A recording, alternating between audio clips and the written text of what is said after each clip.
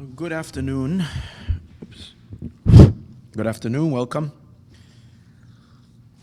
This is an unannounced class.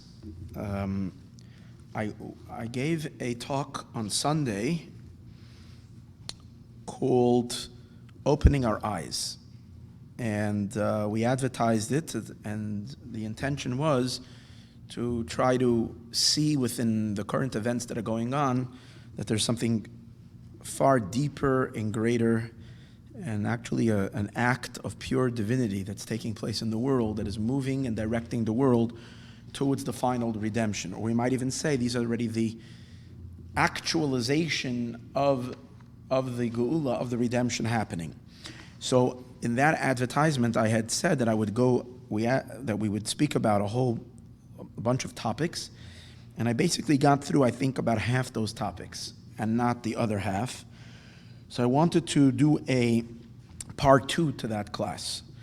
So may Hashem help that this will be successful, and we'll try to cover everything I missed out in the previous class. So I would hope that anybody that's listening to this shiur called Opening Our Eyes Part 2 will first listen to part number 1. And another very important class to listen to is the Lubavitcher Rebbe Uncensored. There was another class that I gave on Sunday, and that one it complements everything that we're talking about right now. Okay, so I'm going to start right off where we left off in the last talk. We were talking about the great split and divide that we're seeing in the United States of America. And, the country is divided. We've never seen such a division, and we've never seen such hostility and such outright deep hatred from the two parties. It's unique. I mean, unique, probably not such a good way, but if we take a look a little deeper, perhaps we can get an understanding. I discussed a little bit of it. I started, and I felt that because of the limitation of time, and I was already past the time that we set for that class, I was agitated and rushing through it, and I didn't feel that I really clinched it. So to give the clarity that I would like such an important aspect to be given. So what I would like to do now is to review just a little bit of what I discussed at the end of last class, clarify, and then continue to the many other things that we're going to talk about today. So the last thing I was talking about was that according to Kabbalah, and based on yesterday was the yard site, the Hey of the Holy Ari. So based on his teachings and then the teachings of Reb Shneur Zalman of Liadi, who clarifies the teachings of the Arizal and explains it, fundamental to the Judaism, cornerstone of Chassidus Chabad and its approach to life, and of what we are supposed to be doing here in this world. And that is that Hashem gave the Jewish people a task of what we call elevating the sparks of holiness. That everybody's familiar with, the concept of elevating sparks of holiness. Every time we do a mitzvah, and by mere living as Jews and doing Jewish things, we are constantly in the process of the world refinement. And elevating a spark means two things. It means peeling away. Sparks are trapped in a peel, and that peel is a peel of what we call klipa. Klipa means a shell. Things that are obscure and hide God. They, number one, are oblivious to God, or even if they recognize God, they're anti-Hashem. That's the klipa. And then there is the spark, which means a divine interest and desire, or maybe God's words, that creature or being should exist. And it's that divine energy that is that spark, that divine energy that is there, that we're after. We want to actualize it, because an object, an entity, a person, a country, a nation, a language, whatever it is, any phenomenon can live for thousands of years and be in an unholy state, meaning not in any way, at least consciously participating in the divine plan of creation. They can be living and moving and be corrupt in various different ways, living antithetical to what God wants. That's the idea that and even though at the very same time they are deriving their existence and their beingness from Hashem's energy.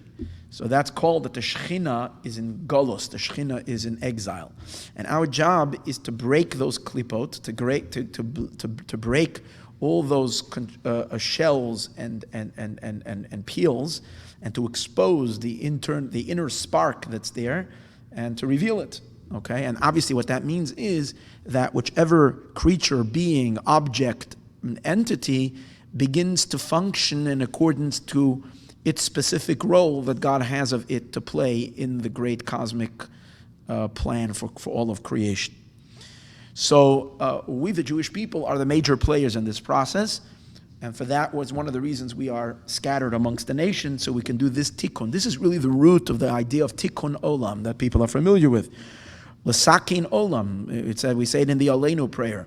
It's our job to fix the world, b'malchus shakai, to come to a recognition of God. That means that the world has to become more God-aware and more God-surrendered. It's very important. That means the world has to obey God's commands, beginning with the 7 Noahide laws, respecting the will of God. Okay, so that is, and obviously, a tikkun digul world is going to bring a world of harmony, because once the klipa, that which is shells, are broken, and the internal divinity of everything is revealed, then we can appreciate, understand the true diversity of all of creation. In other words, we can tolerate each other because we all realize that we're not gods. We're not here because we are here, but we're here to serve a higher purpose. And each and every one of us, and every nation, and every person, and every object, every creature, has all together creates this magnificent, call it symphony, if we might say, that is creating music for God. That's the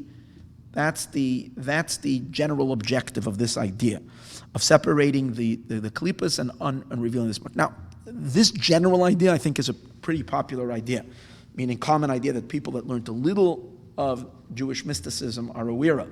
However, to get a little more intricate, there is a concept also, if you learn Tanya, which you know, and I mentioned it again last week, is that within the world of klipa, which in the world of things that conceal and obscure God, there are 2 levels. There is that which is completely opaque, meaning a klipa that is dark, dark, dark, and therefore the energy that is within these klipot are not really redeemable. So these are the things in this world that are not kosher, that we have to reject, and we can't try to assimilate them.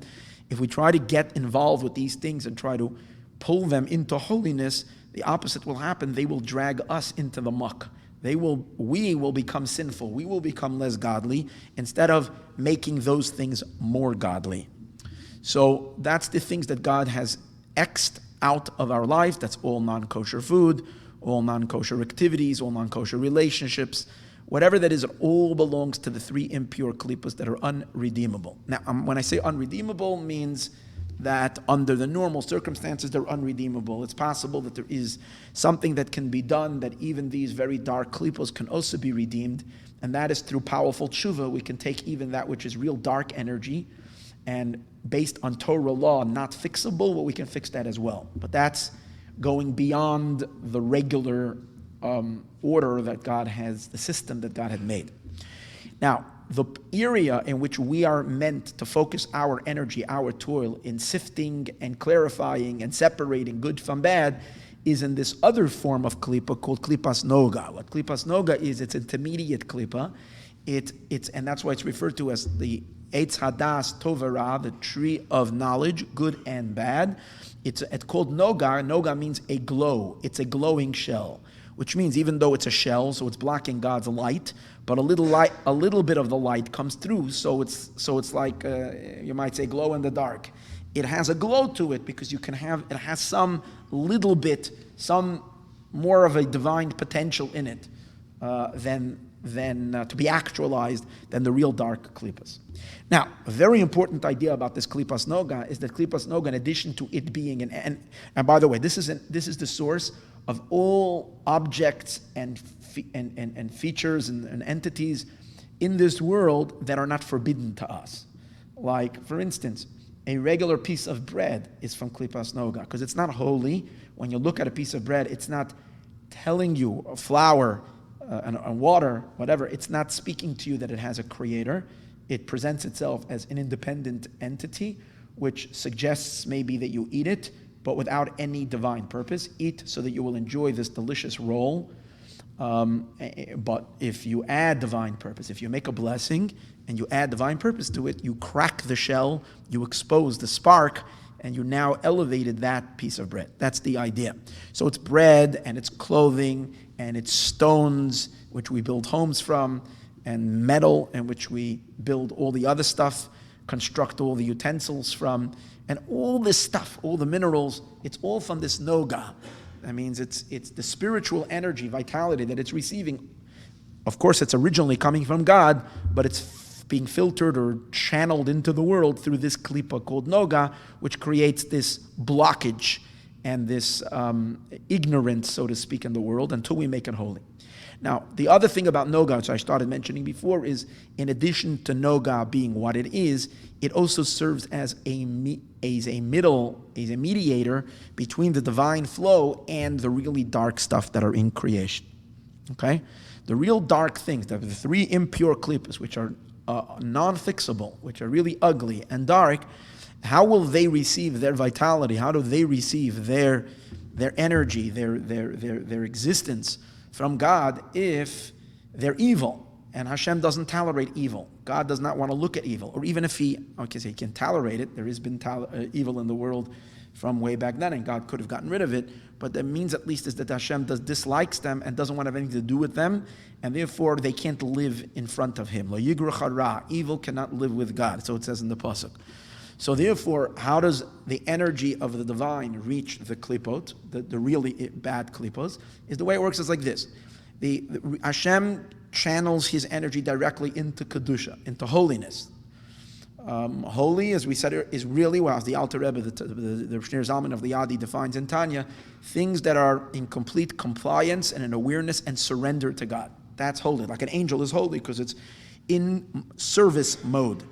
For instance, when are we holy? When we are in a service mode. We all have a holy soul because if we're in touch with our soul, we are in service mode. We are saying to God, Hineni, what do you want? I want to serve you. You want me to put on tefillin? I will put on tefillin. You want me to light Shabbos candles? I'd light Shabbos candles. You don't want me to do that? I won't do that. You want me to go here? I'll do this. I'll overcome my laziness, my tiredness, my desires, my impulses, my wants. Only do your will. So that is our surrender to God from our neshama. That's why we're a holy people. We have a built-in holiness, which means a built-in soul that is nullified to God. Angels are that way, and so on and so forth. Ordinary human beings in this world don't have that naturally. The Jewish soul is different. They have to acquire an awareness of God and work and build within themselves, construct within themselves this holiness by being surrendered to God. So after Mashiach comes, the nations of the world will also be holy in the sense that they will be included in recognizing Hashem and serving God. So how does it work? So God gives life to the holy, and then from the holy, the energy is passed on to Klipas Noga. Now, how can the holy that is holy, which means it's attached and surrendered to God, it's like a continuum of God, how can the energy go from holy to Klipa? And the answer is, it doesn't go into the bad, it goes into the good of Noga. Noga is a mixture of good and bad, so the higher part of Noga receives the energy first, and from the good, which isn't holy, but the good in Noga, which isn't bad, the energy kind of gets mixed with bad of Noga, and from the bad of Noga. Well, now the bad of Noga is not as gross and as despicable as the bad of the three impure klipas. It's a bad of Noga, so it's a higher grade evil. A higher grade evil, that's an interesting thing to say. It's a more refined evil that's closer to good, right? And it can camouflage as goodness, and it receives, that's how it's channeled. And from the bad of Noga, it goes into the bad, the real dark bad of klipas, of the three impure klipas. Now, how are we going to fix the world? So the way it works, just very briefly, is our entire work is in this range of Noga. This I'm going to call it in-between klipa. That's where we do all of our work. Meaning, all the Torah and all the mitzvahs that we do it first of all with our bodies. Our bodies are part of the physical reality, which are not innately holy, so it's generally part of the klipa world. We also use a nefesh bahamis, our animalistic soul, which is more of our physical engine that's in our body. It's a spirit, but it also comes from klipas noga. So every time we're using our resources, our energy of our body and of our animal soul towards a mitzvah, we're separating the bad of noga from the good of noga, okay? And we're elevating our noga into holiness. That's what we're doing. We're sublimating our noga parts into holiness. When you're taking calories, simple words, when you're using calories from the food that you eat, and you're burning your fat because you're exhausting yourself in studying Torah or in prayer or in a mitzvah, you're actually taking the very substance of klipas noga and assimilating it into holiness. Okay? Now, being that we are all consumers, God created the human body to be a consumer. So we consume energy, and how do we get our support? From the objects, from the stuff of the world. Because we have to eat to survive. We need to wear clothing to survive. So what we're basically doing, we're like a suction. We suck up the parts of this world, we integrate it into our body, and then from our body we do a mitzvah, so we transport from noga into holiness. That's our job.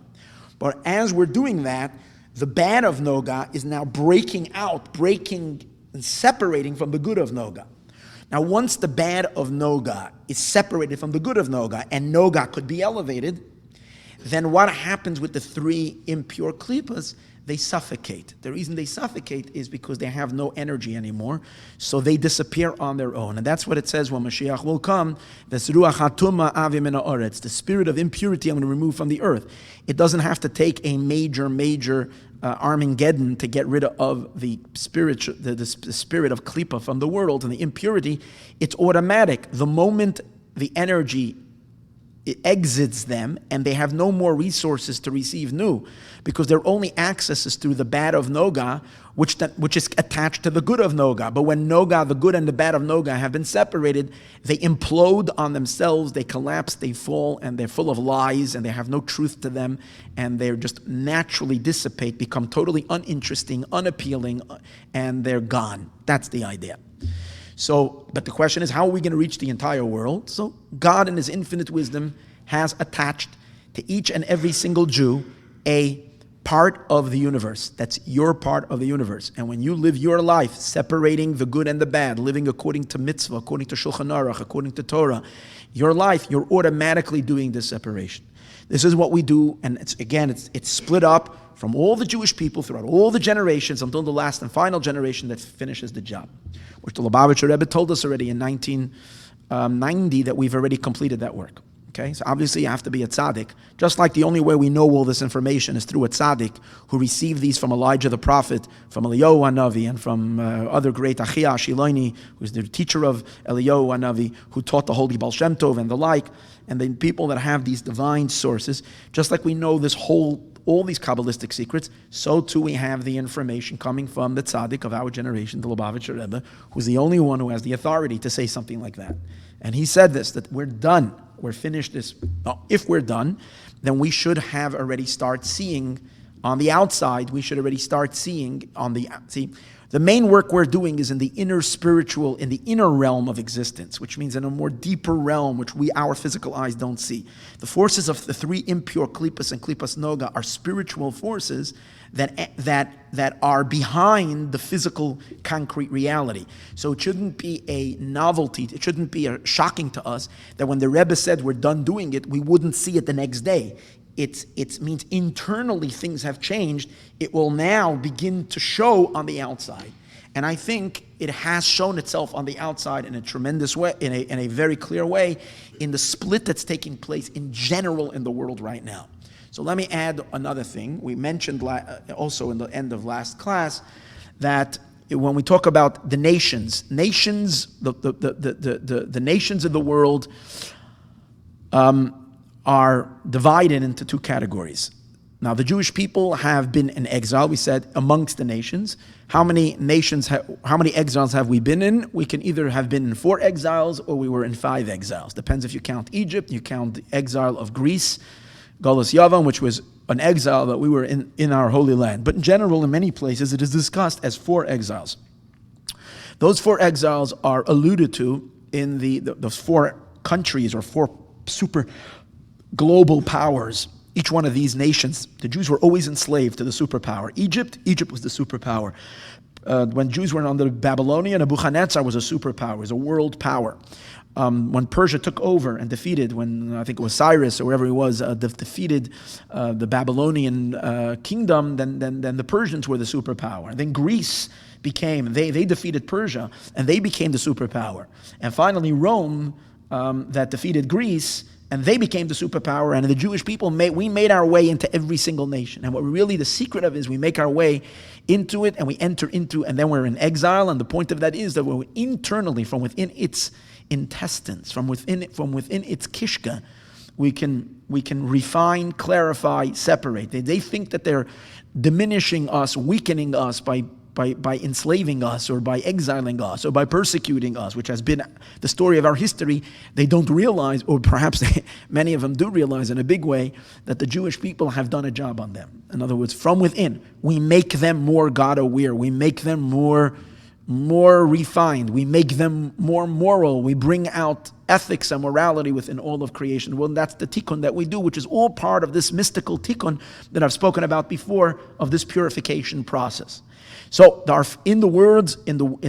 it's alluded to in the four animals that are mentioned as being not kosher, specifically in Parsha Shmini. It mentions there are four animals that are not kosher: the chazer, the pig, and the rabbit, and the hare, and the camel.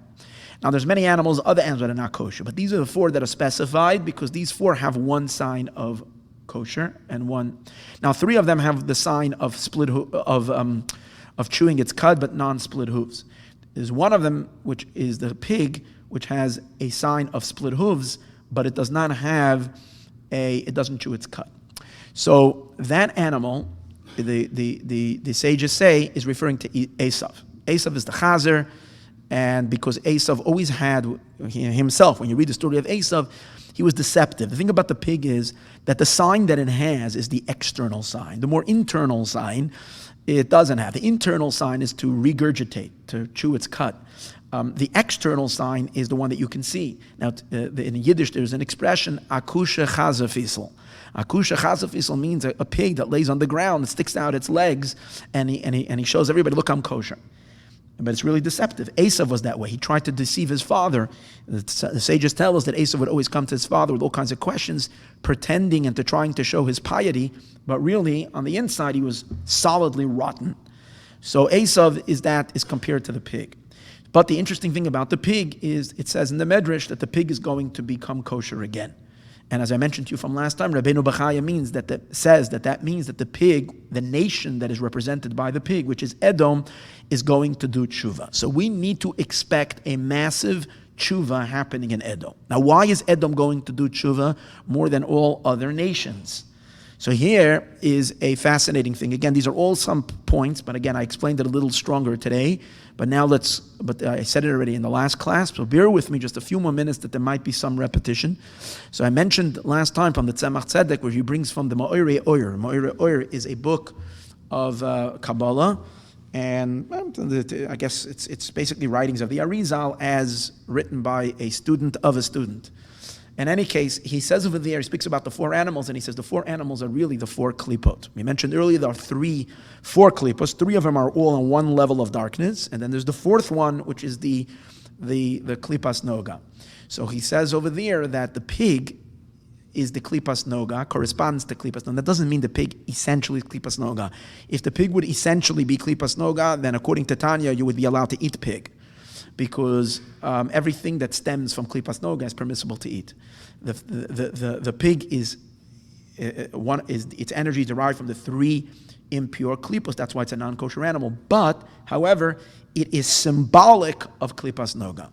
And now we'll understand why the pig will become kosher. Because klipas noga is only a klipa until Mashiach comes. Once Mashiach comes, klipas noga has been elevated into holiness. And as we said earlier, that means the universe will be fully permeated and filled with godly awareness. Umala Aretz Deus Hashem, the earth, which is up till now been under the domain of Klipas Noga, now that Klipas Noga, the good and the bad of Klipas Noga were separated, and the good of Noga was elevated into holiness, that means that the entire world will become godly, aware of Hashem. So that's the meaning that the pig will become kosher. Now, if that's the case, the Tzemach Tzedek says, I don't understand something. He says, I have a question. That means that Esav is going to do tshuva. That means that from all the nations of the world, we can expect a turnaround from the world of Esav more than the rest of the nations. That Esav will have a complete transformation. And the transformation of Esav will come about as a result of all the work that we, the Jewish people, now if you think about it, most of the Jewish exile was under the Esav in Golos Edom. We've been in all the other exiles, we were there only short periods. 70 years in Babylonia, Persian much less, 50-something years, 40-something, and the Greek exile was even less than that. I mean, it was a Greek exile was in Israel about 170 years, something like 180 years. But the Roman exile is still continuing till today. And mostly, even though the Jews were also in the Arabic countries, but most of the Jewish people, I think, Ashkenazic Jewry was greater meaning greater in size than Sephardic Jewry. Today, I'm not sure, but back then. I think so. Again, I might be correct, but that's what I think it is. So Jews were under Christian dominion, and Christian dominion, that's really Asa. That's Europe, and particularly Western Europe, and on Eastern Europe as well, and finally the Americas, as we're soon going to see. So the work that we do, what's most of our focus? We have to work in Klipas Noga in order to elevate Klipas Noga. So we need to make Esav into a mensch. We need to transform Esav. But the Tzemach Tzedek asks a question. It says in Parshas Truma, the Midrash says, this isn't a point that I didn't mention last time. So in Parshas Truma, the Midrash tells us that Esav, that God, when Mashiach will come, God is going to receive gifts. All the nations are going to bring gifts to the King of Mashiach. And it says Mashiach will accept those gifts. But one of the only nation that God will not accept any gifts from will be from Edom, which is from Esav. And it says because God will yell at him. And God will say, because you did worse, you harmed my children more than anybody else, so therefore I don't want to see you. Get out of here. So according to that, it seems to be quite the opposite. That it's precisely out of all the nations, Esav is singled out. Edom, which is Rome, and we might say the Christian world, the Christian West, is singled out. That God will not accept their apology or accept their gifts. How does it work? And he explains over there. That's why it's in Parshas Truma, the Medrash, because the Medrash is talking about that there are the metals that were brought for the Mishkan are three types of metals that were used in the building of the Mishkan and the tabernacle: gold, silver, and copper. The Medrash says, however, steel is not mentioned. Only gold, silver, and copper. And the Medrash over there also seems to imply that these four metals compare to the four nations, to the four exiles, and steel is referring to the Golos Edom. So God does not allow steel into his temple, meaning Esav is not re-embraced. So how does it work? The Tzemach Tzedek leaves it with a question. He leaves it with what we call a tzaruch ion. He doesn't have an answer. In one of the sichos of the Rebbe, now I was looking for this, it's a shame, I was just looking for this now, to try to give you the exact reference, and I couldn't find it, meaning I didn't look too long, but I know I learned it a couple of months ago, and I got very excited when I saw it, but I can't tell you exactly where it is. It's in a footnote, in one of the Mugadiga sichos, meaning one of the edited sichos of the Rebbe, there's a note, and then there is a footnote on the footnote. Okay, so it's like a double footnote. And over there, the Rebbe brings this question of the Tzemach Tzedek. He's talking about Esav, the tikkun of Esav. And he brings the question from the Tzemach Tzedek. And the Rebbe answers the question. And here, I think this is the secret of what we're seeing now. It's unbelievable. So the Rebbe says like this, that the whole idea that Hashem will not accept Esav is derived from a pasuk where it says in Tehillim that God yells at Esav. And it says as follows, Ga'ar chayas koneh. God yells at the beast of the reed. I think it is one of the Psalms in the 80s or in the 60s, meaning one of the 10 Psalms from Samach in the 60s or in the 70s or I think in the 80s, I'm not sure. I think in the 80s there is a different word. It's chazir miyo'ar, a pig from the forest. Chasmeno Chazir Miyoar is there's a large ayin, it's referring to Esav. But there is another pasuk, and maybe this is in the Samachs, where it says, Ga'ar Chayas Kone, God yells at the beast of the reed. Who is the beast of the reed? The beast of the reed is the pig, is the wild boar. It's referring to Esav, Edom. What does Edom have to do with the beast of the reed? So it says as follows: the word reed. Where did Rome come from? Where is its power? Where is it derive its energy? Now, I'm not going to go through the whole history of Rome simply because I don't know it. However, and also it would not be important to be part of the shir. However, the Midrash tells us something about the power that Rome had to destroy our holy temple began at a much earlier time. We have two Beis HaMikdash. Tisha B'Av, we're going to hopefully celebrate the third temple, even before Tisha B'Av. But it's replacing the two temples that were destroyed. Rome destroyed the second temple, but the beginnings, the seed of Roman power and Roman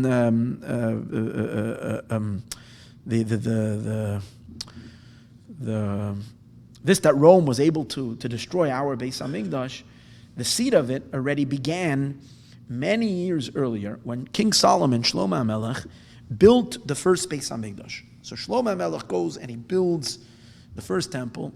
It says that it was the happiest day in the happiest day in the world. It's since God created the world, the happiest day. That and the day the Mishkan was built, and also the day the Beis HaMikdash was built. It was because that's what Hashem really wants. He wants a home in this world. The Mishkan was the first stage. It was a temporary home, a mobile home, and this became a more permanent structure. So, but it says that there's a pasuk that says, "Al api v'al chamasi ha'ir hazois l'mayim hivasta," that this city, God says, was to my anger and to my frustration was the city of Jerusalem from the day it was established. What does that mean? It's Jerusalem is the ultimate. Yerushalayim is Hashem's joy and happiness. Yom Simchas Liboy, the day of the joy of His house. That being a Beis HaMikdash, when the Beis HaMikdash was built, how can we say it's based on His anger? So it says that Shlomo HaMelech, during the inauguration of the Mishkan, inaugural ceremonies, Shlomo HaMelech chose at that time to marry the daughter of Pharaoh. Paro's daughter, Shlomo HaMelech married. Now, why did King Solomon marry Paro's daughter? I don't know. You'll have to ask King Solomon after Mashiach comes. Maybe it's explained in other books why he did so. But this is what he did. Did he convert her? I'm sure he did. For whatever reason, or maybe the conversion is not complete. I'm not exactly sure why God is so mad. But one thing is for sure, God is really upset. And Chassidus derives from here that there is a concept called Moichen de Gadlos. Moichen de Gadlos means expansive mochen, expansive intelligence, or expansive consciousness, where you can have two opposite emotions residing in your heart at the same time. It's not like if a person is very narrow-minded, if they have one thing that upsets them, it completely destroys their entire day. They're miserable. But if a person has an expansive mind, they can tolerate two opposite emotions. So God was on the one hand the happiest day, and yet he was so upset. Because God was upset, he sent the angel Gabriel, and Gabriel came flying with a reed, and he flew to the banks or to the Mediterranean coast, and he stuck a reed at a certain distance from the coast. As a result of that reed, earth started forming around that reed, and it accumulated, and that became the foundation on which the Medrash says, Krach Gadol Shel Roimi, the big city of Rome, was built. Does that mean that that's the entire Italian? Italy is like in the form of a boot. I don't know. But or maybe it's just a little part of it. Again, it would probably make logically more sense. It's a little part of it. I don't know the physical situation. I don't know the geological structure of what that looked like 1,000 years before the destruction of the Beis HaMikdash. I can't tell you that. But this is what the Midrash tells us. That means there is a reed, and around this reed is built the power of Rome. That's why the Rome, Edom, is called the beast of the reed, because their power is in that reed. Now, the Hebrew word for reed is the word koneh. Now, koneh begins with the letter kuf. So when you look at a kuf, what is a kuf? A kuf has a resh, like two lines, or one rounded line, like a resh. And then it has one long left leg. So the left leg of the kuf is indicative of the power of Esav. Why? Because the fact that everything in Torah is perfect. So when the letters, most of the letters are written on top of the line, and that means that they represent things that are above the line, meaning within the range of God's approval. Anything that descends below the line represents already entering into dark territory, into a dark zone. Because it's below the line, it's going outside of the desire of God. According to that, then that which is sticking up higher is indicative of very high levels of spirituality, of godly light. Okay, that's a general rule. The kuf's leg going down represents an energy going, a power that is going down into the klippos, into the forces of darkness, and giving them a lot of strength. The strongest force in this world of unholiness, the most ruthless force of unholiness, is Esav, and eventually, that's where Amalek comes from. Esav, it's the power to destroy. They've brought the biggest darkness in the world. That's in this kuf.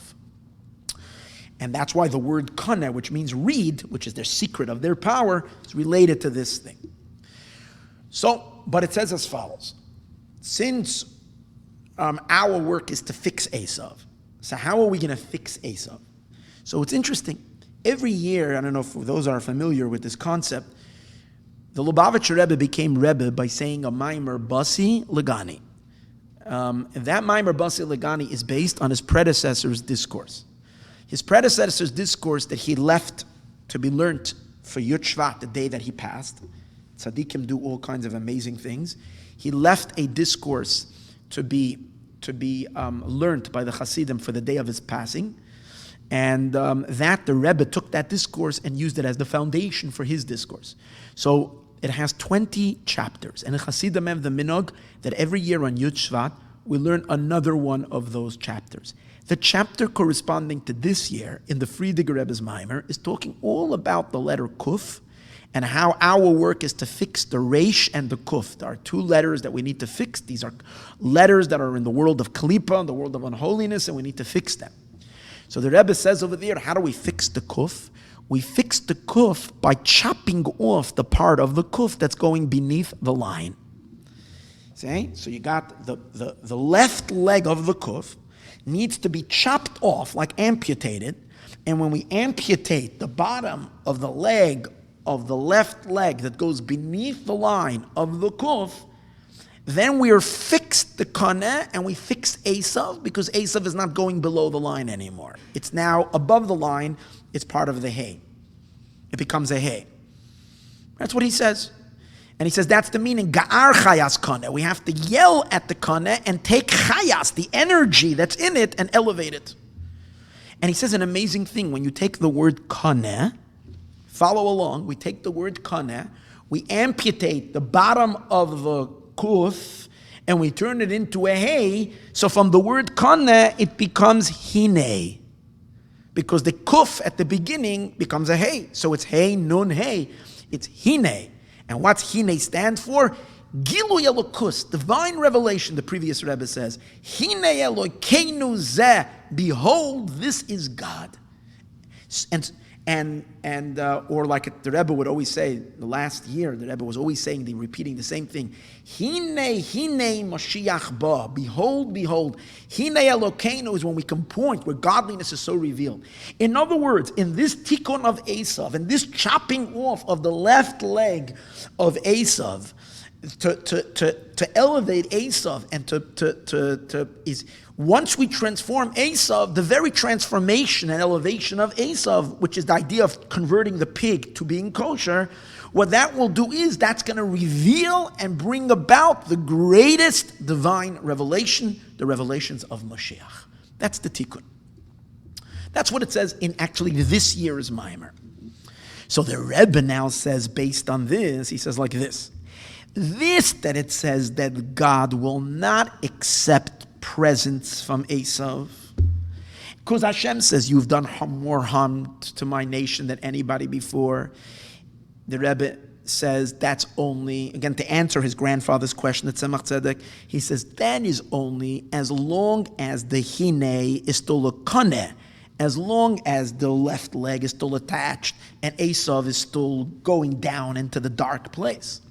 But once Esav's the left leg has been, Hashem yelled at him, after God yells at him, which is the idea of Ga'ar Chayas Kana, that the Eibishter yells at Esav, which the idea of yelling at Esav, as we spoke from the Mimer, is chopping off. By God yelling at it, God chops off its left leg that goes in.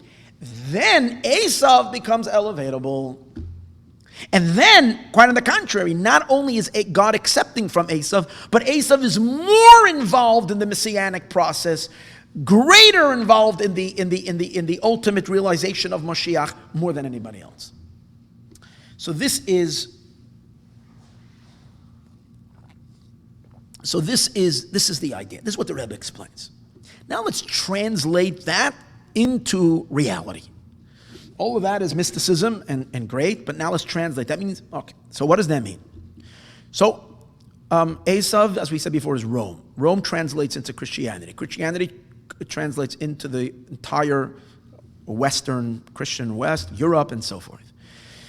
And then Europe, the Europeans come to the United States of America. Columbus comes to America, brings the white descendants from Europe to the United States, and we begin to populate. And then America becomes a melting pot, and people come from all over. But the foundation of the country was primarily based on the European, what do they call them, early settlers that came around over here.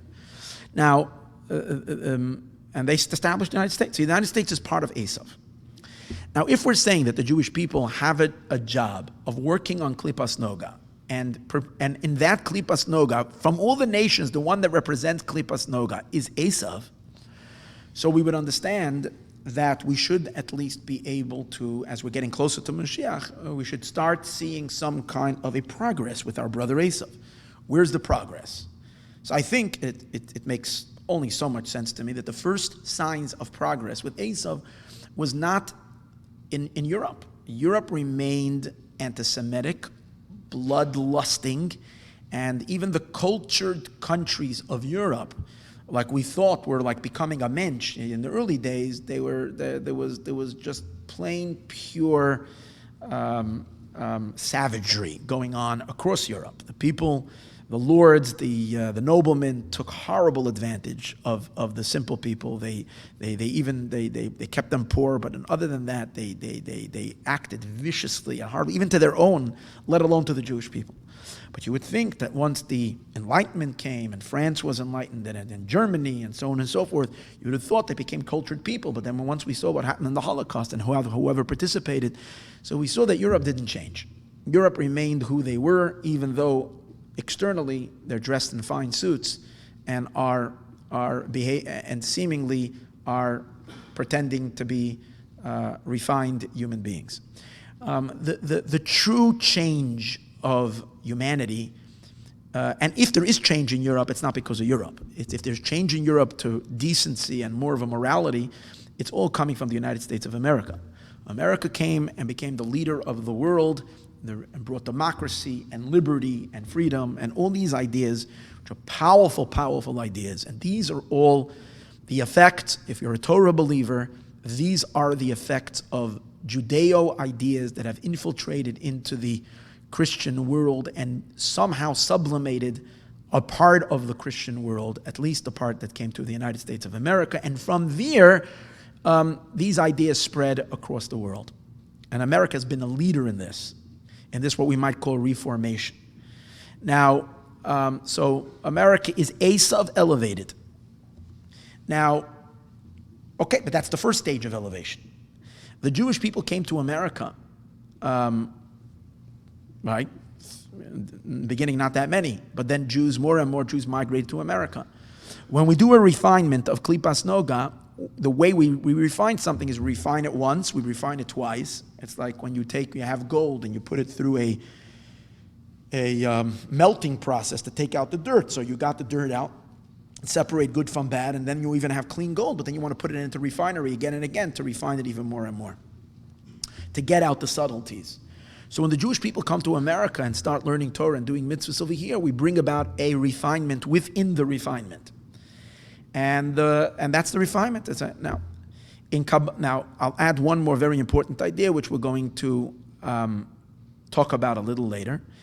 Esav's power, or the power of Esav that needs a tikkun, is associated with, why is there klipa? Let me just step back one moment. Why is there klipa? Why is there impurity to begin with? Why are there things that are antithetical to God to begin with?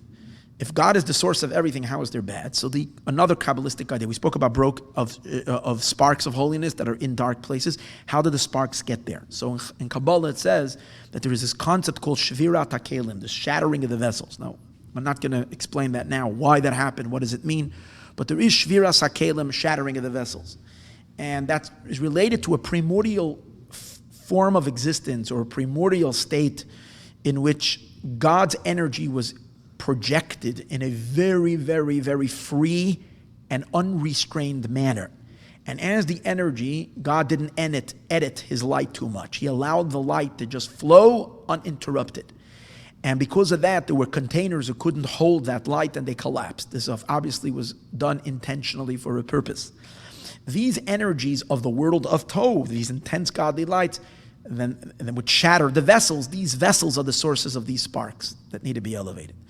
And once it was broken, it's associated with God's name, with Hashem's name.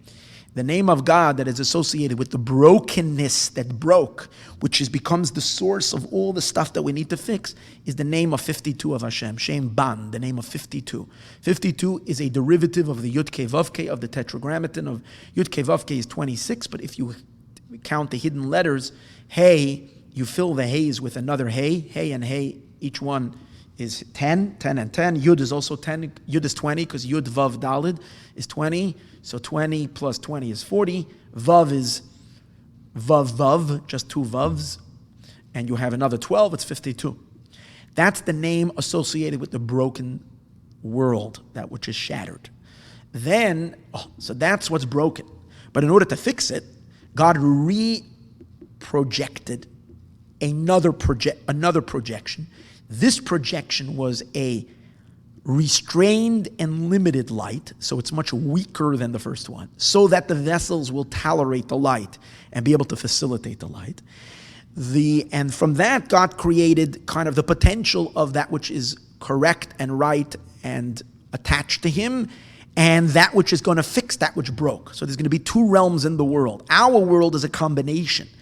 The creation, the stuff, everything in our world is a combination of these two forces of Tohu and Tikkun. Now, primarily, the world of Klipa comes from Tohu. The world of Kedusha comes from Tikkun. That would mean that the Jewish people, which are extensions of holiness in this world, we stem from Tikkun. And Esav and the whole Gentile world with Esav is related to God's name of 52. Okay, so bear that's very important numbers to know. Now, one second. So it's 52. What's the other name? The name associated with Tikkun, that also is associated with the name of the Tetragrammaton, the Yud Kei Vav Kei. But instead of 52, it is 45. 45 is the power of the world of Tikkun. Because how do you get 45? Let me just do it briefly. Also from the Tetragrammaton is 26. The outer letters, but you also count the inside letters, but this time you fill it with different letters. You fill it, instead of Heys, you fill them with Alephes. So when we fill the Yud Kei Vav Kei with Alephes, Yud is Yud Vav Dalet is 20. Again, that doesn't change. The Hey is Hey Aleph. So it's 6. Hey and an Aleph is, Hey is 5 and Aleph is 1 is 6. Another Hey and another Aleph is another 6. So far we're holding by 32. 20 plus 6 and 6 is 32. Then you have Vav. And this Vav, however, is filled with an Aleph. Not like before when it's just Vav, Vav. Here it's Vav, Aleph, Vav. I'm not making this up. It's all from the Arizal. So Vav, Aleph, and Vav is 13, gives you 45. That's the power of Ma, the power 45. and it's also hinted to in the concept. The word ma, the 45 in Hebrew, spells mem-he, spells the word ma. Ma means who am I? Meaning I don't have an overblown sense of self. It's the ultimate expression of humility. Moshe Rabbeinu says, "V'anachnu ma," I am what? Holiness is all what? The cornerstone of holiness is chachma. Chachma is in Kabbalah and in Chassidus is koach ma, the power of what? The power to be nullified, surrendered, to be completely subservient to your source. That is the power of the Jewish neshama, that's the power of the Torah, and so forth. And it's another interesting thing, that means, another point to bear in mind, that also is human consciousness. Why? Because ma is Adam, Aleph, Daled, Mem. Aleph, Daled, Mem is 45. Okay? Mem, Daled is 44, plus an Aleph, 45. Adam. Because a human has intellect, is in a state of tikkun. A human is able to direct all the various different emotions and guide them in a cohesive, constructive manner. 52, which is the name associated with the shattered world that needs fixing, is gematria. 52 is gematria behema. Just like an animal, its emotions are all over the place. It doesn't have the guidance of the mind. So there has to be, in Kabbalah there is a concept, and this is very important for today's discussion, that ma fixes ban, that 45 fixes 52. Ma does the fix in ban. Okay. So now let's take it to what's happening over here in the United States of America. Since America is part of this refinement in Esav itself, the good of Esav, the good of Noga, is elevated in the United States of America. And then the United States of America itself gets another birur, another rectification, through the power of 45. Let's hold that thought for a moment. But let's first examine the United States of America being Klipas Noga. So where do we see the United States? Well, Klipas Noga, as we said earlier, is a mixture of good and bad. America has always been a friend of Israel. America has always been, good means supporting of the divine. Everything that God likes. God loves the Jewish people, and God loves morality and ethics and Torah, and this is what the Eberster wants from his world. So those who support holiness and God and the moralities of Torah and the ethics of Torah, that's the good. So the good in America is how kind and inviting and even assisting they have been to the Jewish people. From when Jews came to America, we found a very, very, for the first time probably in history, a country that was so tolerant and so kind and so caring about the Jewish people. And they supported us. But the question is it purely good, or was it mixed with a little bit of the other side? Okay, there was some anti-Semitism in America, but we can't compare it to the anti-Semitism that was outside of the United States. But what's more interesting is that during the Second World War, when Jews came over to the United States of America, a lot of Jews were allowed in, but a lot of Jews were not allowed in. And even when ships came and they were turned back, and what it really meant is you're sending people outright to their death. That's what it is. There are those who try to make the comparison today by not letting everybody in on the border. It's a stupid, I'm sorry for using that word, comparison, because obviously everybody can better their lives coming to the United States of America. Better your life, everybody. Everybody might have a better chance over here. But when you're not letting people in, it does not mean that you're sending them to gas chambers and you're sending them to firing squads. That's not what's happening. So to do the comparison is just a lie, which, as we're going to see soon, is so much part of everything that's going on is pure deception and lies. But in any case, that was really bad. And in addition to that, the United States could have bombed the tracks going to Auschwitz and all that, and they did not participate. And they didn't do that. In the end, they liberated the camps. So you see? Good. Do we love America after the war? Yes, for sure. Are we upset? Yes, for sure. So there is that good and that bad. Let's take the state of Israel and the United States' support for the land of Israel. Now, the Jewish people have lost 6 million. It only makes a little bit of sense for the world to recognize, and it was their fault, that the Jewish people should have their own country. And they did. Now, we were immediately attacked. In 1948, the Arab countries there was a division, the Jewish people were attacked. Every sovereign nation that's attacked by any other nation, and in a defensive war, gain land. International law is that land is yours. You don't have to give it back. There's only one exception to that rule in international law, and that is Israel. That's where you see this irrational hatred to the Jewish people, which is part of the story, that we're the fixers of the world and we have to do it while we're being hated. Okay, the irony of it. But in any case, this is utterly insane. It's ridiculous. It's mean. It's horrible. It doesn't make any sense. So the United States of America always played this game. Yes, when we were at war, they've always sent arms and assistance and stood behind America more than the other nations. Had the United States not been supporting Israel, who knows where we would have been? I mean, obviously, our support doesn't come from America. Our support comes from God. And as the Rebbe says, America has to realize that it's being blessed because it's helping Israel. It's not that we should think for 1 second we're at the whims of the United States. It's the biggest blessing for America to do so. But in any case, obviously we have to be thankful. The United States helped us out a lot. But on the other hand, every time we went to war, they tied our hands behind our back. It was always a question of, instead of going in there the way we should and taking care of business for the safety, as the Rebbe would always put it, of both parties, of the Israelis and the Arabs, if we would get things done quickly and strongly without showing weakness. When you go to war and you have one hand tied behind your back, obviously you're going to be causing a prolonged situation with far more casualties, and at the end you're not even going to have impact and effect for whatever it is that you needed to do. It's the most insane thing. And that is costing Jewish blood, a lot of blood. It costed Arabic blood also. It was just pure bloody murder. That nations in the world kept on, each time Israel went on a defensive war, we were always blamed and we always had to fight. And we were always accused as being the worst of the worst. And the United States was kind of defending and not defending. This is a pure mixture of good and bad. And in the United States, you have the different forces. There are those that were very pro-Israel, hugely pro-Israel, and those that are anti-Israel. And they were both together, all mixed together, kind of in one mush of the United States. And here is where we're seeing something phenomenal that's taking place right now. And that is that the United States is becoming split down the middle.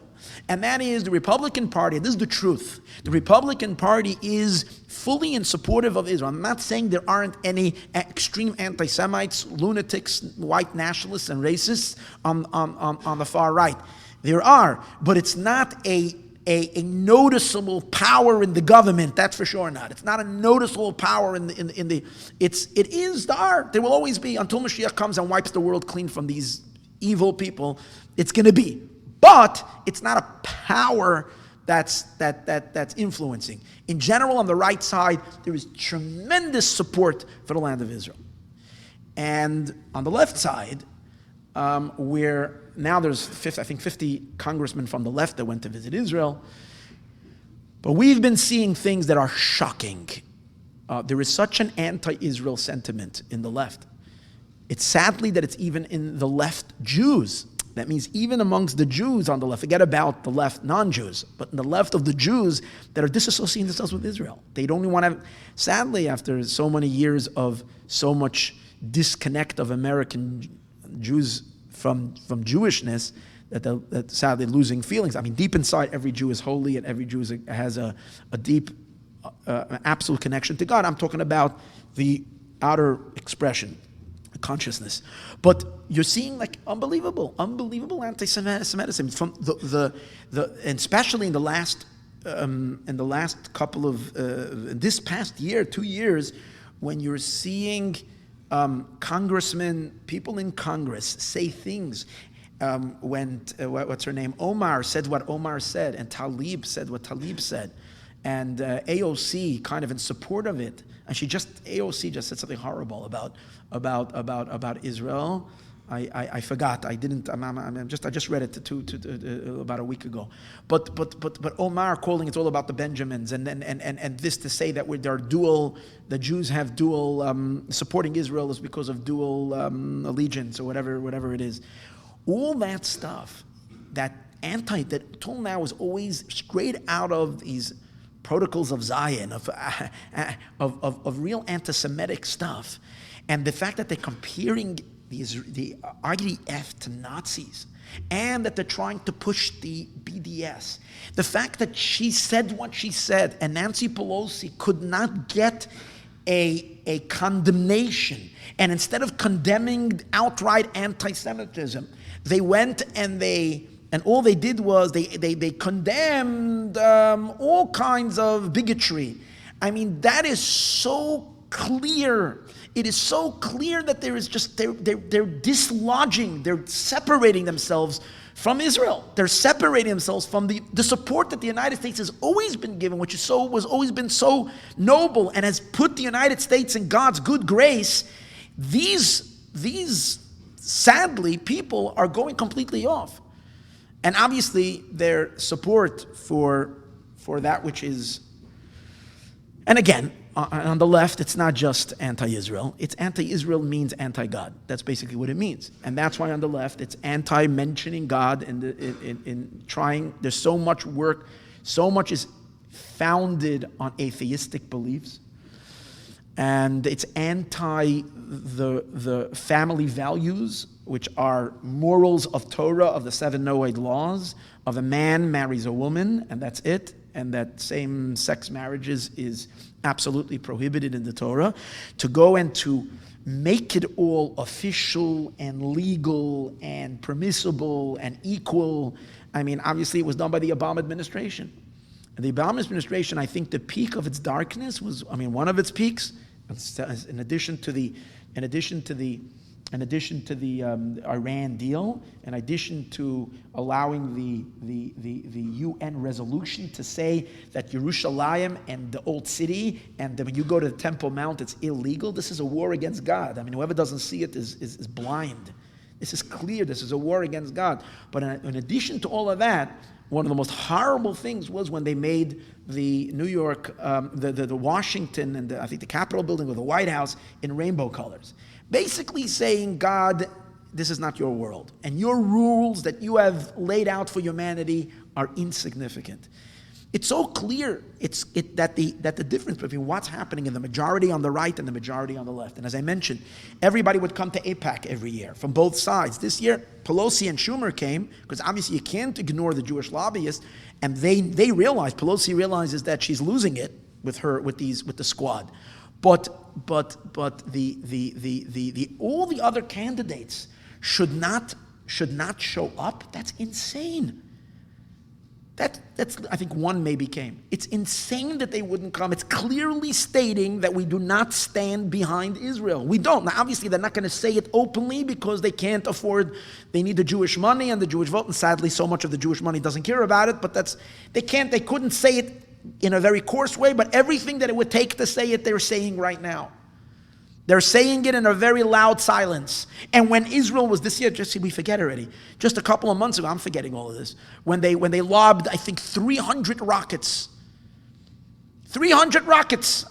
We sit over here comfortably in our places, wherever we live. We live in Brooklyn, New York. We live here in Los Angeles. We live in Chicago. We live over here. We don't have to worry that a siren is going to go on and a missile is going to come flying down and who knows where. Imagine the fright, the panic that it is when you have little children, you're sitting in a park and you hear that and you know a missile could come and explode and God forbid rip off hands and feet or kill someone. It's ridiculous.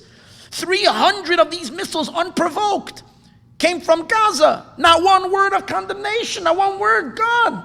It's horrible.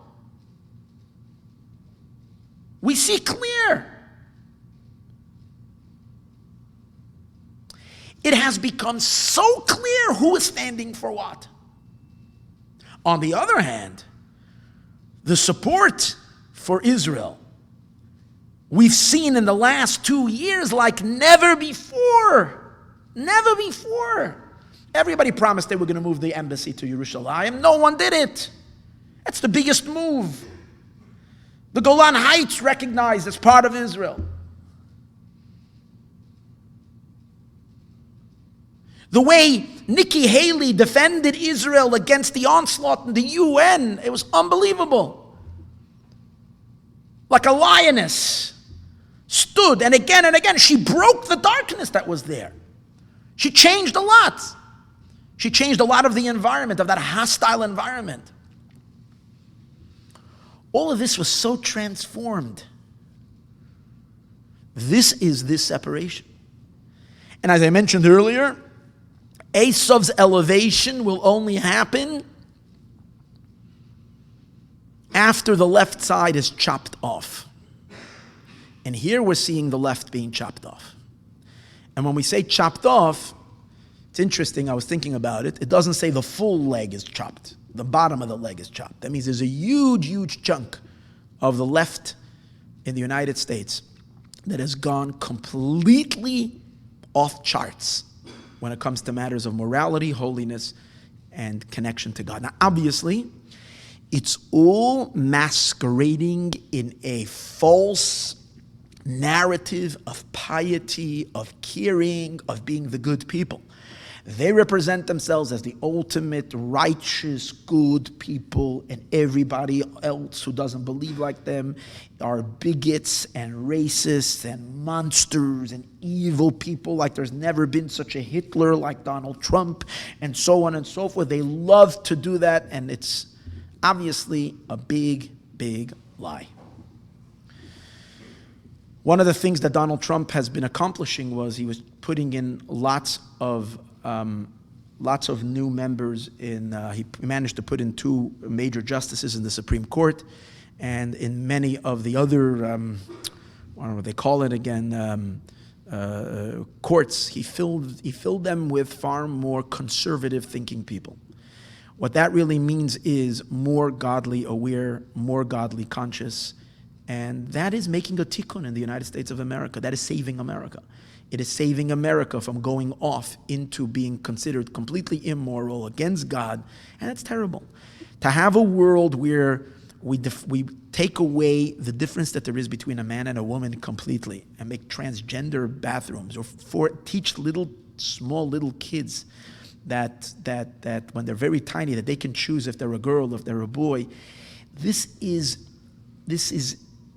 destroying the very nucleus of a civilization.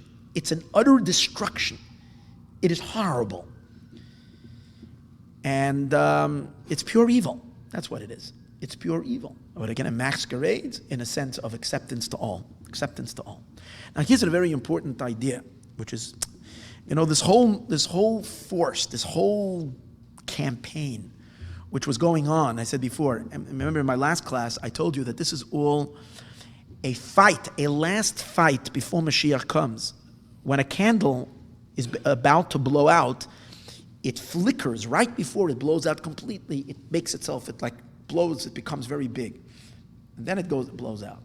So all the stuff that we've been watching is really one last push of the unholy.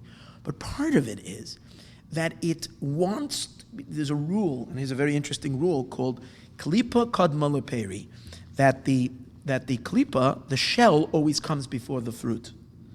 A shell always comes before the fruit.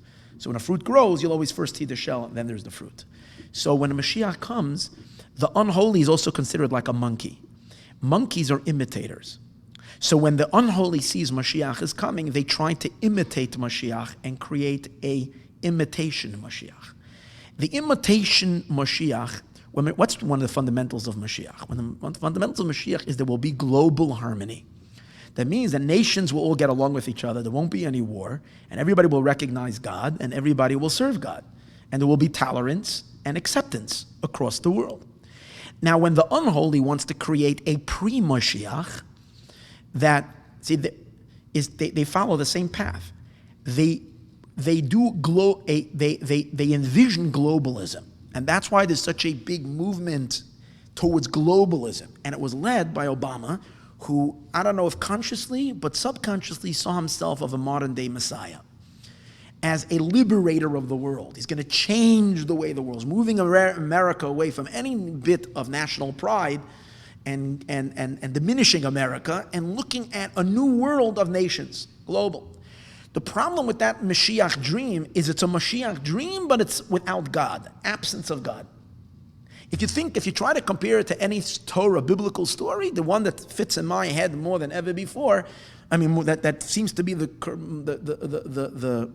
most correct one, is the story of the Tower of Babylon, the big tower that they built after the flood, after the Mabel. They built the tower, and what was their point? It says over there, everybody got together. It was globalism. Everybody, we're all going to be one people. We're all going to live together with unity.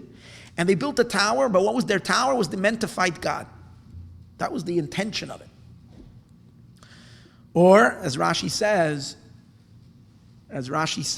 they felt that once in every 1,600 years, the sky collapses. So they want to put up a building, they want to make pillars to hold the sky up. Now really, the sky didn't collapse, the flood came. But again, when you take God out of it, then you're trying to call it a natural disaster. So part of this globalistic movement is ignoring God. That's it, no Hashem. After God has punished, and that's why it was so severe. God did something that hurt him so much. He had to wipe out all of mankind. Noah was the sole survivor. Now it's just a generation later, and you're claiming that this is just a natural disaster? And you're going to put up a pillar to hold the sky? And I think if you took a look at this whole leftist agenda, which is all globalism, part of it is, again, anti-Israel is at its core. Anti-morality is at its core. Abortion, which is killing millions and millions and millions of babies, which is the literally bloody murder, is at its core. And the other one, of course, is the environmental movement to save the planet from global warming. Now, I'm not here to try to say in any way that there's no global warming. I believe that there is global warming. I believe it's a sign of Mashiach. And I believe that we should be concerned and we should do things towards it. But this whole idea is rooted in an idea that if you believe in God, so let's at least consider God being involved with the creation. This idea is that there's no God. We're the ones who need to save the planet. Again, I'm not saying that that we should not do things to preserve the planet, but the energy and the way it's being presented in such a way as if mankind is the ultimate power. This is all. It has on it all the fingerprints of this unholiness. Now, what's the difference? Now we're seeing an opposite trend. You see, as I mentioned before, from 2016, and I related to you why I think it all happens in the year 2016, because it's the year 5777. 5777, the Rebbe says, is the numbers of 770, is the power to take darkness and to take the nations and flip them over and convert them towards holiness.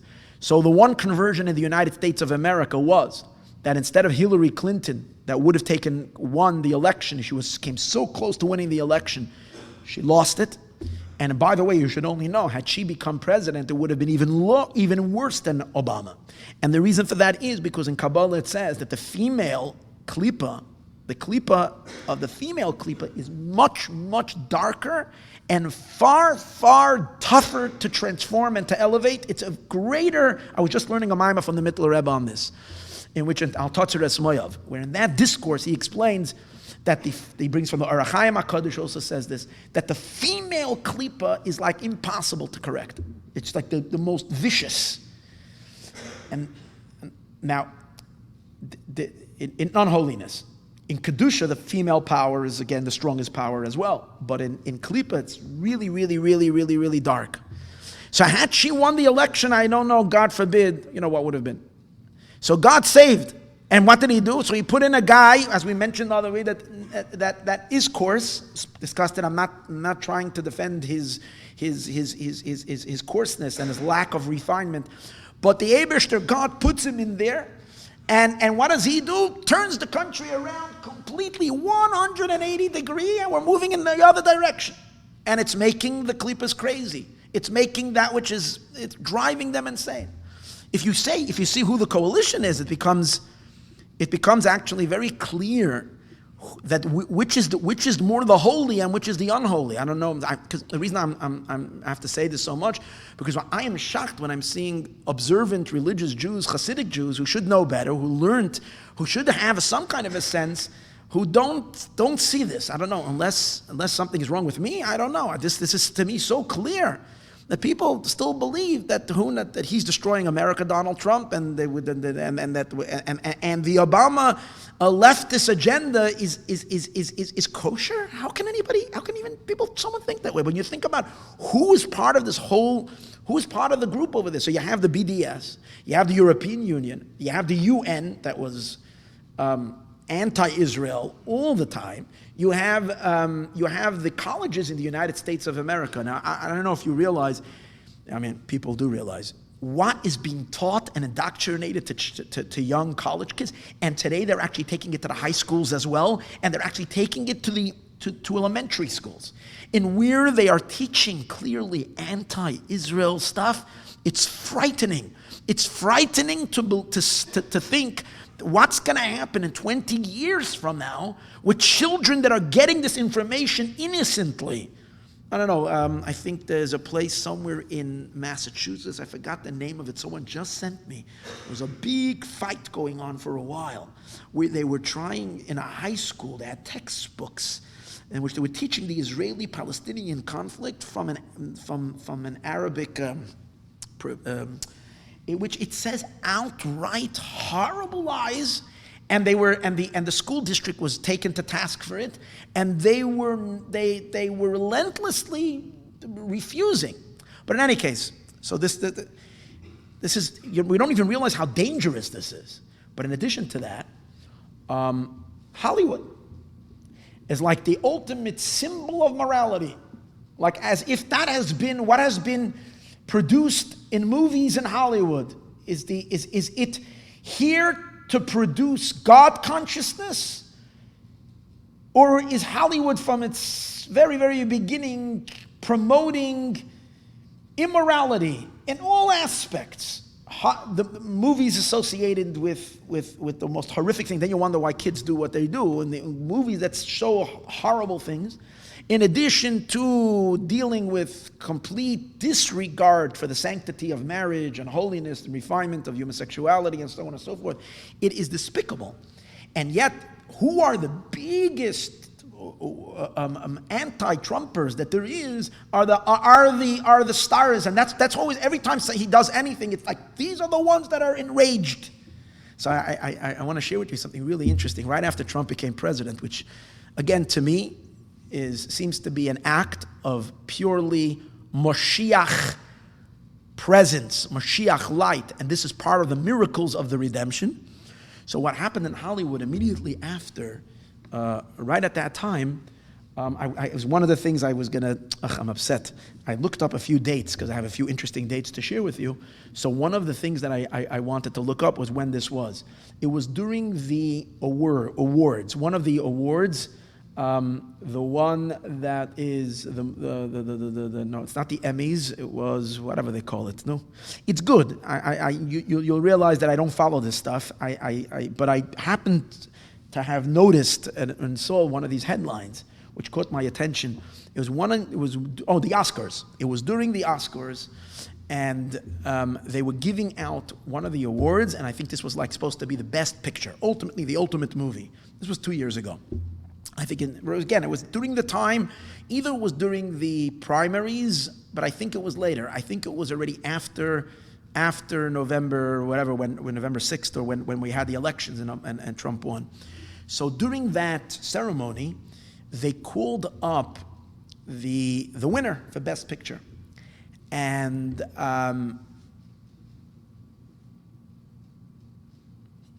they announced, and the winner is... Now, you have to realize, this is like the greatest night in Hollywood. And the entire world is tuning in to watch these ultimate symbols of morality and decency for the whole world to look up and to learn how to behave and live your life in accordance to a higher meaningful life in service of your Creator, okay? So they're standing over there and they're calling up the ultimate winner. and they announce that the winner is La La Land. It's a movie. I don't know the movie La La Land. I didn't watch it. I don't watch movies in Jew. So the winner is La La Land. And suddenly there is like a whole commotion going on. And it turns out that everybody, again, on the one hand, there was like huge applaud. But on the other hand, those who knew what was supposed to be announced, the judges, realized that whoever it was made a mistake. La La Land was not the winner. And then it was one of the most embarrassing, shameful moments in Hollywood. Instead, the real winner was Moonlight.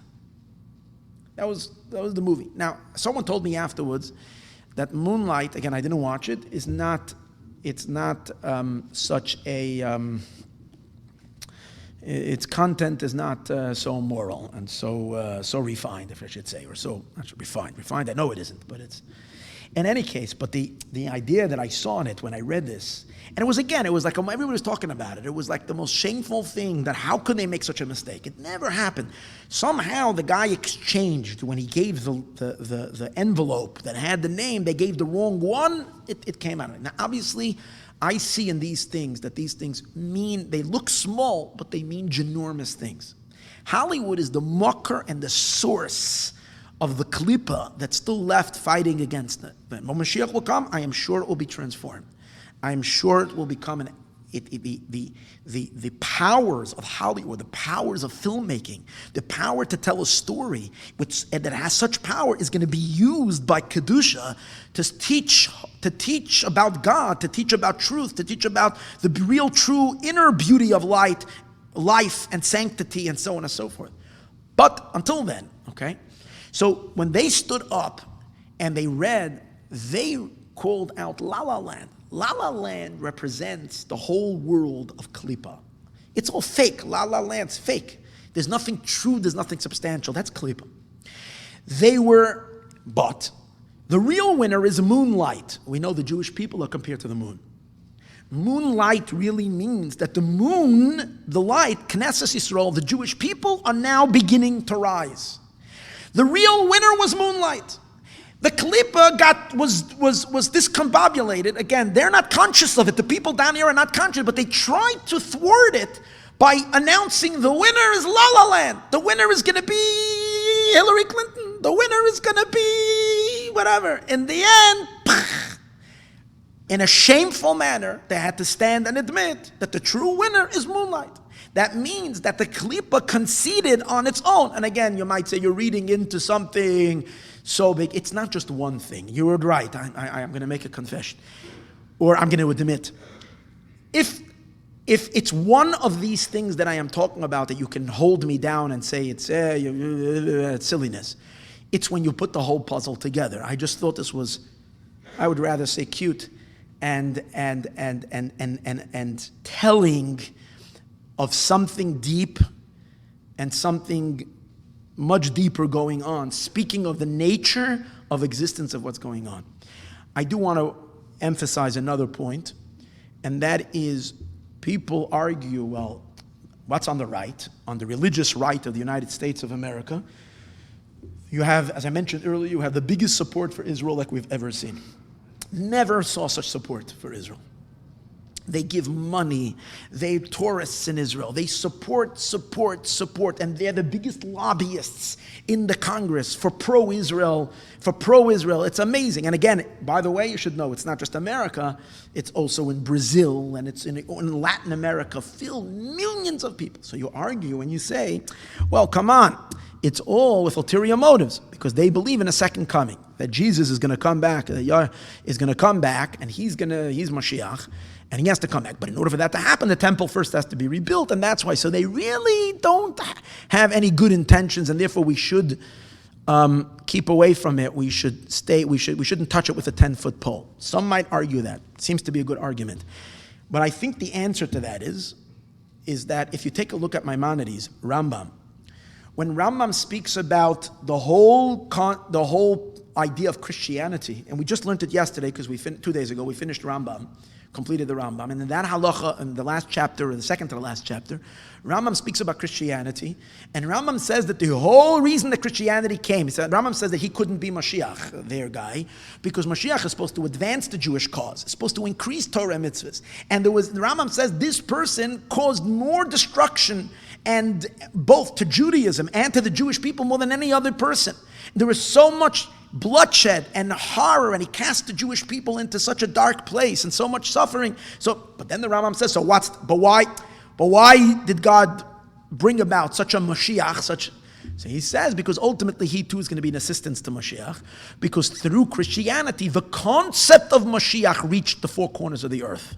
It reached even the farthest islands. Everybody heard of the concept that the world one day is going to be is going to live in peace and harmony, a time of goodness, and so on and so forth. So Mashiach, right?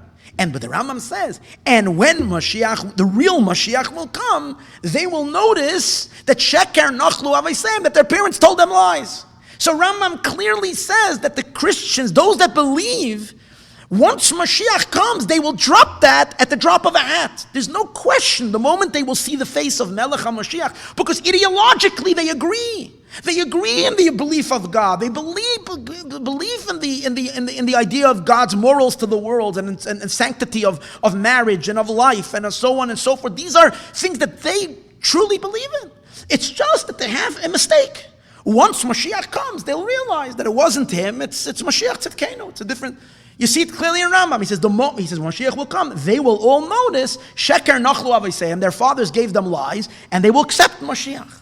Not so on the left. There is a deep hatred to Israel, a deep hatred to God, a deep hatred to people that will tell them that they can't do with their bodies what they want.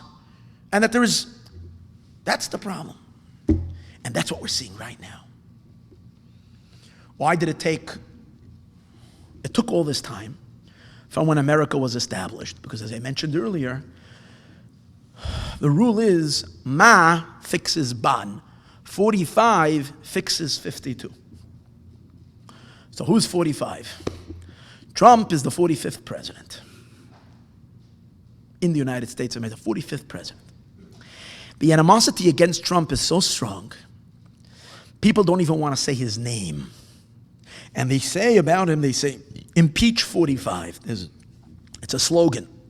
It's mentioned all the time, impeach 45. Why? See, there's a concept of mazlayu chazi. People say things, they don't know why they're saying it. The hatred is a sense of godliness, a sense of Mashiach, a sense of higher power, a higher goodness, and they whatever don't like it. So therefore, it's 45. And it's an interesting thing. According to that, Obama's the 44th president. But here's an interesting thing. You can look this up. George Washington, even though he's known as the first president, he's not really the first president. There were Articles of Confederation. And the Articles of Confederation was 13 years before the United States, the Constitution was written. From when we gained independence from England until the Constitution was written was 13 years. During those 13 years, there were 8 presidents. I think the first one's name was John Hanson. There were even presidents before that, but this is from when the United States got its independence. So how many presidents were there? There were 8. So George Washington is really the 9th. If you count that way, the amazing thing is that Obama comes out the 52nd president, 52. So, and then from George Washington is when the real power of tikkun began, because, as I mentioned earlier, the Declaration of Independence is so godly, it's so unique, so it's in a sense, that's when the tikkun begins, and it takes 45. And the 45th president is making all these changes, and that is that. Now, why does he have to be so ruthless? Why does he have to be so coarse? Is because in order to stand up to lies, in order to stand up to perpetual things that were said and that are basically created such a narrative. These things are true. Take a look. Think about the media, the New York Times. by the way, you remember this year, everything is exposed this year. The darkness of that which is not godly in this world, or that which is not godly in the United States of America, being so exposed that the New York Times exposed itself for what it is when they published that cartoon which is literally a Nazi cartoon, where you had Netanyahu looking like a dog and leading Trump, right? That's the ultimate making fun of the Jewish people. It's the New York Times, right? To stand up to the media, you need to be someone who doesn't care. That's the thing. Someone who's not going to care and has that strength and that ability to completely disregard them. And he has done tremendous, because the idea that he has basically taken that which was considered in a way as ultimate truth. If something has been stated in nightly news, or if you read about it in the Washington Post, or you read about it in the New York Times, this has to be the truth, because I'll show it to you in the New York Times. This idea that he said fake news, and you know what, you need to look for your news elsewhere, not necessarily they're telling you the truth, is something that subconsciously permeated the minds already of this country. Now, I don't think it's completely a good thing, because it's almost like so people can now be completely at lost and think and follow real wacky things, conspiracy theories. Okay, but yeah, there is a certain idea that before you can construct something, you have to break what was before, and then you can construct. Mashiach is already going to construct a new world. What's happening now is that certain previous powerful forces that have taken control of the United States of America have been broken. And I want to add to this an interesting thing, and that is that this fight for the soul of America, which just a few years ago in the Obama years swung all the way to the left, and then miraculously, through the powers of Mashiach in the world, pushed the pendulum completely to the other direction. And by the way, you're seeing that President Trump has divine protection. The amount of energy that has been put into taking this man down is unbelievable. The whole Mueller investigation, and the fact that after everything, again, if you're realizing to see how beautiful the Eibishter is working, that those that are trying to fight this geula, keep on ending up with their tongues out. Keep on losing. They don't stop losing. In other words, they promised that what? That they promised that they would they have them. They have Russian collusion, and they have them. We'll wait for the Mueller report. The Mueller report came out, and it's nothing. They couldn't nail him on anything, and we all know that Mueller had true Trump haters in his team investigating, and yet they couldn't nail him. They couldn't nail him on anything. If they had anything, they would have blown it up. Who knows what? And then he himself tried by saying, well, he's not vindicated. And they said, okay, you know what? We're going to bring him in front of Congress, and then we're going to get him. And as Trump said, they had a bad day, and they really did. You see, losing, and this is, it's like, it doesn't make any sense. It doesn't make any sense. Based on, if not for God protecting him, this guy would have been crushed. It's almost like you wonder, like he's like a Superman. He can't be taken down because it's not him. You see that he's a shliach of the Eibishter, he's a shliach of Mashiach for incredible things, and he's doing what he needs to do. Again, let me. Before I go to the next thought, which I was beginning to go to, I just want to finish up this thing. This is literally the concept of when Noga is elevated. The United States of America, at least from the middle to the right, has been elevated towards holiness. Is everything holy? And don't get me wrong. There are problems on the extreme right, which I'm going to talk about that, by the way. I have some interesting thoughts about that. But in general, in terms of what a guy needs to do, what a Gentile needs to do, and that is the belief in the acceptance of 7 Noahide laws. Not everybody's accepting yet, but at least the close to be willing to accept to live in a moral, God-conscious way, and support of Israel and support of the Jewish people. Okay? Now, so that's on one hand. On the other hand, the left, and I mentioned earlier, the bottom part of the left is amputated. Hopefully, a more left-center part of it could be part of the hay that's on top of the line, and therefore be part of the elevated world of Mashiach, and does not, God forbid, have to be cut off. Now, but the other thing is, again, as we mentioned earlier, when Klipas Noga is elevated into holiness, what happens to the three impure Klipas? They suffocate, they die, they don't have any energy. And that's really what's happening. Think about, if anything is three impure Klipas, it's the Palestinians. It's Abbas, it's Hamas, it's Iran, it's BDS. What's happening is that they're running out of steam.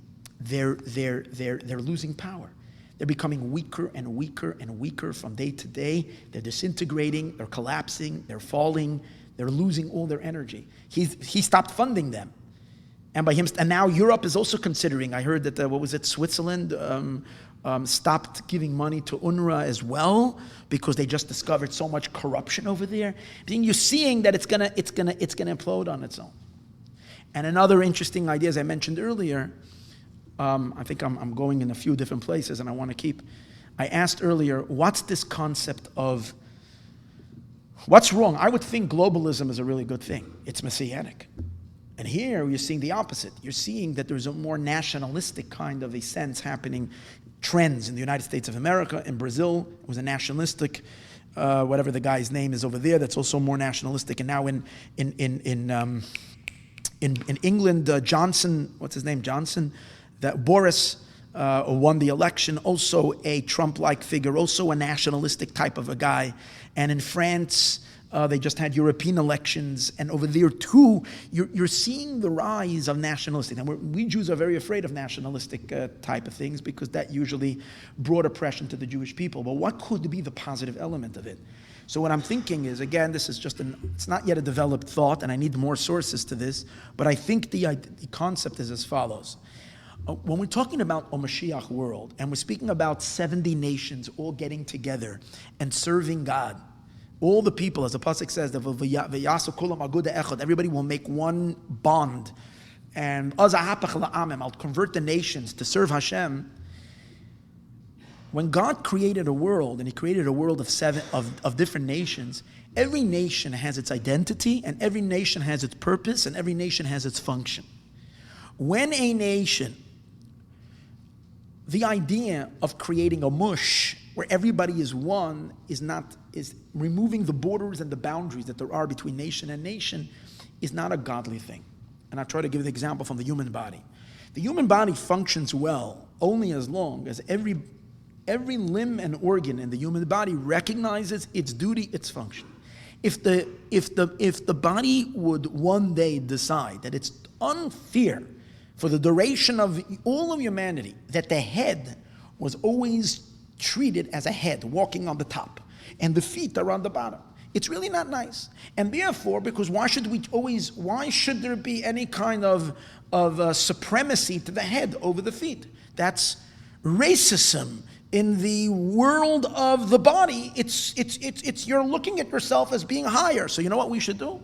We should turn it around, and for now, at least half the world should walk on their heads, not on their feet. Obviously, we understand the ridiculousness of this argument. The idea is that a liver needs to be a liver, and a heart needs to be a heart, and a spleen needs to be a spleen, and the digestive system needs to be digestive, and together they create a harmony. The whole notion of taking down borders, no boundaries, let's create one big mush. There is no differentiation between people. People are made differently, and different races are made differently also, and ethnicities, and countries, and people. But let's remove all of that and make one big melting pot where everybody is just one. and including and removing those borders and those boundaries, in which you can over here in the United States, we'll take down the borders, we'll let the entire United States be flooded by immigrants from everywhere, just allow everybody in, but not only that, we're also going to differentiate, take away the borders between man and woman, so you can mush it all together. Everybody decides what they are, and so make everything one big mush. Then you destroyed God's world. The whole purpose of it is that there should be definitions. There should be clear borders and boundaries that define every creature and every being and every nation and every people and every race. Yet we respect each other and realize that every single one plays a major pivotal role in the ultimate conception that God has and his ultimate desire of how he wants the world to be, with the 8 billion people that are on this planet, everybody contributing that which they can contribute by being who they are and living in their country.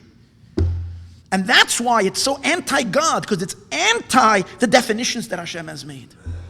In any case, there is a war on the heart and the soul of the United States of America. And you see clearly the split as mentioned. One is going with the Jewish people and with God. The other one is going anti-Israel and anti-God. When the previous Lubavitcher Rebbe, I'll tell you an amazing story.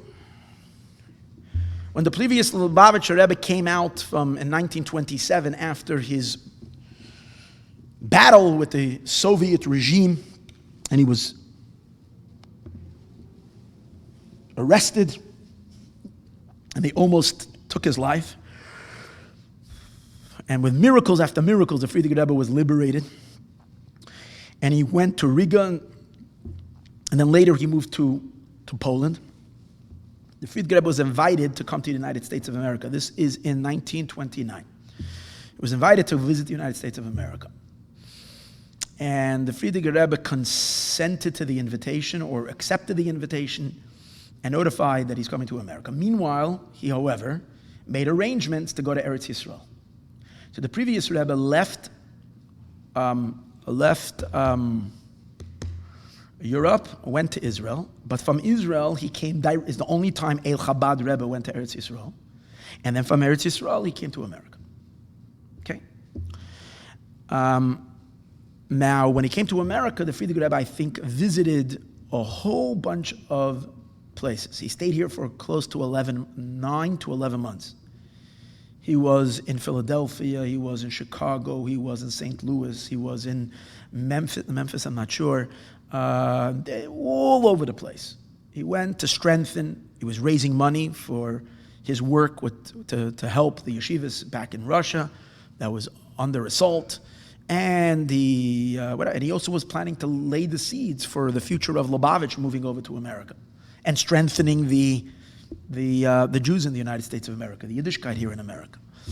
Any case, one of the first places when he came to America, he went to Philadelphia.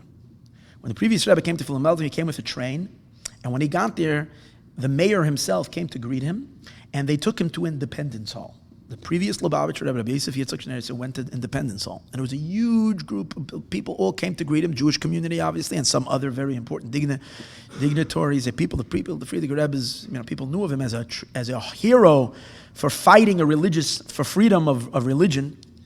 They brought him to Independence Hall, and he went straight from the plane to Independence Hall. And over there, he sat down on. Over there, he didn't sit down. There was a chair that George Washington sat on during the time when they were writing the Declaration of Independence. And George Washington sat on that chair. They have that chair over there. I don't know if they still have it there today. Maybe they do. In any case, they did not allow anybody just like this to sit on that chair. But when a very important dignitary from a great person from somewhere comes, they would give them the honor to sit on that chair. So they honored the previous Rebbe to be able to sit in George Washington's chair. The Frierdiker Rebbe sat down on the chair, and the Frierdiker Rebbe said in Yiddish, "Chob ebe gewollt kommen zu der Vigile von Amerikaner Freiheit." I always desire to come to the cradle of American freedom. And the Frierdiker Rebbe blessed the United States of America sitting on that chair. Then the Frierdiker Rebbe stood up and he walked and he planted and he placed a wreath of flowers by Liberty Bell. It's an amazing story. Why is it so amazing? Because a Rebbe is a Rebbe. A Rebbe is a man who is 99.9 in heaven. A little part of him is on earth, meaning he's a getliche person. He's not. The Frierdiker Rebbe is not going and sitting down on George Washington's chair for photo ops. They don't even have a picture of it. He definitely wasn't interested in taking a selfie. Why in the world does a Frierdiker Rebbe care about sitting on George? Now, George Washington is a great man. The Frierdiker Rebbe is a tzaddik. Tzaddikim have different heroes. George Washington is a nice, important member in history, but especially if you know the difference between Jew and non-Jew and so on and so forth in terms of the energy and so forth. Why does the Frierdiker Rebbe have to sit down on his chair? And he sat down willfully, and no one pressured him to do so, and he was happy. I think at that moment when the previous Rebbe sat down on that chair, it was very, very, very, very significant. And let me tell you first, let's go back to the idea that I mentioned earlier. The previous Rebbe first went to Israel before the previous Rebbe came to America, before he went to Philadelphia, and before he sat down on that chair. The Frierdiker Rebbe went to Eretz Yisroel, because I'm wondering, why? If he's coming to America, let him go to America. Why does he have to go first to Eretz Yisroel, then to America? Now, the reason the previous Rebbe went to Eretz Yisroel, he wrote that reason in a few letters, and when he sent to Israel, why he's going to visit Israel. It's not for the mitzvah of going to Eretz Yisroel. For whatever reason, that was not his motivation. I can't tell you where and when. All the other Chabad Rebbes didn't come. The Alter Rebbe wanted to come to Eretz Yisrael, whatever didn't. He was sent back by his friend, Ramindala Horidoker, sent him back. In any case, to go back to in Russia, but the previous Rebbe did go to Eretz Yisrael, but it wasn't because of just going to visit the Holy Land. The previous Rebbe, his open reason, his hidden reasons, I don't know, but his open reason that he claimed, that he said, which is that he wanted very much to go pray at the grave sites, at the tziyunim, at the resting places of his predecessors, the Baal Shem Tov, the Holy Mizritcha Magid, the Reb Shneur Zalman of Liadi, the Mittler Rebbe Niezhin, the Lubavitcher, the Tzemach Tzedek, whatever, his father in Rostov. He felt he wants to go to Kivrei Avos, but it wasn't available to him. They wouldn't let him go.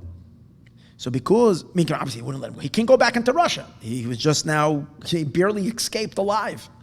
He couldn't go back. So because he can't go there, he went to Eretz Yisrael to visit Makomas HaKadoshim like Ma'aretz HaMachpelah, which are, if he can't go to the closer forefathers, he's going to go to the more distant forefathers, the patriarchs and the matriarchs and Reb Shimon Bar Yochai and the Holy Arizal and all these great, great places. That's the reason they went. But I'm thinking, why did the Rebbe go dafka at that time? If he wants to go visit, let him go visit. But why? And why? You say because he wants to daven. Why does he have to daven then? If anything, he should have davened, go to pray to all these places before he went to, before he was arrested, when he was still in that fight against the ferocious communists. Now that he's out already and he's free, why is he going to pray now? But I think the reason the Frierdiker Rebbe is praying now, dafka at this point, is because the Frierdiker Rebbe knows his next place that he needs to elevate is that he needs to tackle the last phase of the exile, and that is Esav, America. Because Esav has two parts to it. There's the old Esav, that's the Esav of Europe, and that he had to fight them and destroy them and break them, and he did that. By the previous Rebbe fighting against the communists, this was the most boldest, one of the strongest moments where Esav tried to suffocate Yaakov, and murder him and kill him. It was to annihilate Judaism. The Frierdiker Rebbe defeated them. And when he broke them in jail, he really defeated them. 70 years later, they came crashing down. He destroyed them from within Shpolerka, the place that he was in prison. But now that he's done with them, the next place to fix is the United States of America. America needs to be elevated. But to elevate the United States of America, you need special, it's a whole different beast. You need special kochos. So the Frierdiker Rebbe went to Eretz Yisrael. He wanted to go to his father's camp. So he went to the land of Israel to gather powerful strengths. And with this strength, he's going to come to the United States of America. When he comes to America, what does he do? He goes to Philadelphia and he goes to George Washington's seat. And I forgot to say one very important thing. The Frierdiker Rebbe, when he sat down on George Washington, when he placed the wreath, this is what happened. When he placed the wreath by the Liberty Bell, he made this announcement. He said as follows. He said, the true freedom, the truest freedom is a freedom that's based on religion. Hear that? To me, the meaning is when the Rebbe came and sat down on George Washington's seat, he was dominating the world of Esav. He was sitting down and he was going to take control over Esav's world. And how is he going to control Esav? Because, as we see now, America is in a struggle. The neshama for the United States of America is pulling this way or that way in two different directions. Is it going to be a God-based country or is it going to be a godless place? So when the Friedrich Rebbe sat down, he was dominating and he decided what's going to happen with the United States of America. It's going to be conquered for holiness. The United States is going to be elevated. He showed tremendous affection for this country. But a country that's based on a faith and on a belief on God, which we know today is coming from which side, if you're honest. And that's the meaning, I think, of the pasuk. Va'olu Moshiim Bahar Tzion. Moshiim are those referring to Moshiach. Moshiach is Moshiach. The previous Rebbe is carrying within himself the energy of Moshiach. He was just liberated he just saved Russian Jewry in a sense by winning that battle. He's Moshiach, he's the savior. And he comes, where does he go? He goes Bahar Tzion, because really, the pasuk says in the end, the last prophecy, the tikkun of Esav. This is the tikkun of Esav that says in Sefer Ovadia.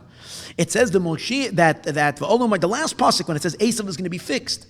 It says that the Mashiach is going to go up on the mountain of Tzion to judge the mountain of Esav. So I'm wondering, if you're going to judge the Har Esav, the mountain of Esav, then why are you going up onto Mount Tzion? Go up on Mount Esav to judge the Mount Esav. But I think this is where the fulfillment is. V'olu Moshiach Bahar Tzion. The previous Rebbe goes where? Bahar Tzion. He goes up to Eretz Yisrael. The only time a Chabad Rebbe went to Eretz Yisrael. What was the purpose? Lishpot, that from there he can come and he can elevate, because lishpot means to give direction. The Alter Rebbe says in Tanya that a shofet doesn't mean judge, doesn't mean punishment. It means gives guidance, gives clearance. This is what you should do. So lishpot, to give clarity as Har Esav, the mountain of Esav. The United States of America is called the city above the hill. It's Esav. Mount Esav means Esav elevated. But even the elevated Esav could become corrupted. So the previous Rebbe goes and he sits down to give direction, lishpot to Har Esav. And what happens then? V'hoisel Hashem Amlucha. In the end, once Esav is elevated and fixed, to Hashem will be the kingdom. We are seeing now everything we always learned in Tanya. Everything we learned about the elevation of Noga, the klippas falling, suffocating, being knocked off, it's all being materialized, all being held. And I think the conclusion of that particular story, I mentioned over here, we were going to talk about Rabbi Goldstein and Poway. I think something extraordinary, unbelievable thing happened. And that is, sadly, tragically, we had the shooting. But the interesting thing, it took place on, dates are very important. When you want to understand and appreciate the significance of things, always look at dates. So one of the things that happened was, it was the last day of Pesach, which we know is the day of Mashiach.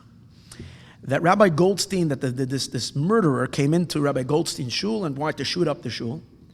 By the way, I just want everybody to realize, if you don't see God's hand and God's miracles happening, it's incredible. The United States has just witnessed another two massive shootings in El Paso and in Dayton, Ohio. Before that, there was shootings in different places. Sadly, we had the Pittsburgh shooting. But we had different shootings in Australia, New Zealand, there was an Arab. I mean, it's horrible. People that want to harm people are able to, do terrible things. You see the miracle, how sad that this guy's gun jammed. Think about it. From all places, his gun jammed. A miracle, sadly, Lori Kay lost her life. Al Kiddush Hashem, may she be a blessing for the Jewish people, and may she already evoke that all this light that's ready to come to the world should already come.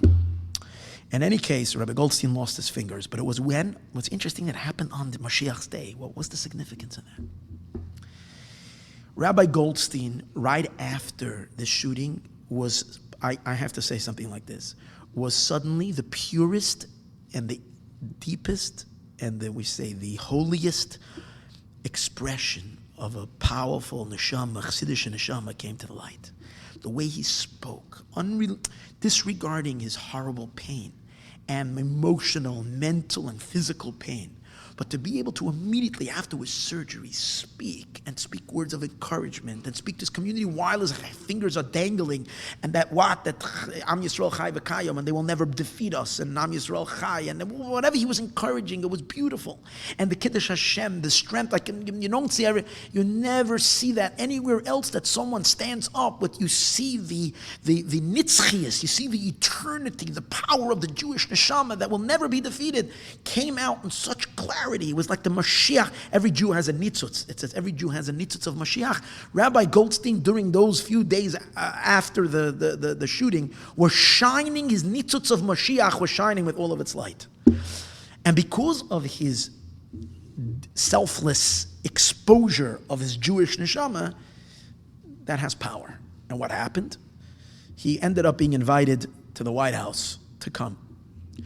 And he came, it was a national day of prayer. He met with the president. It was very interesting how he met with a story that he met with the president. But then he came outside. And during that, and I want to say one very important thing.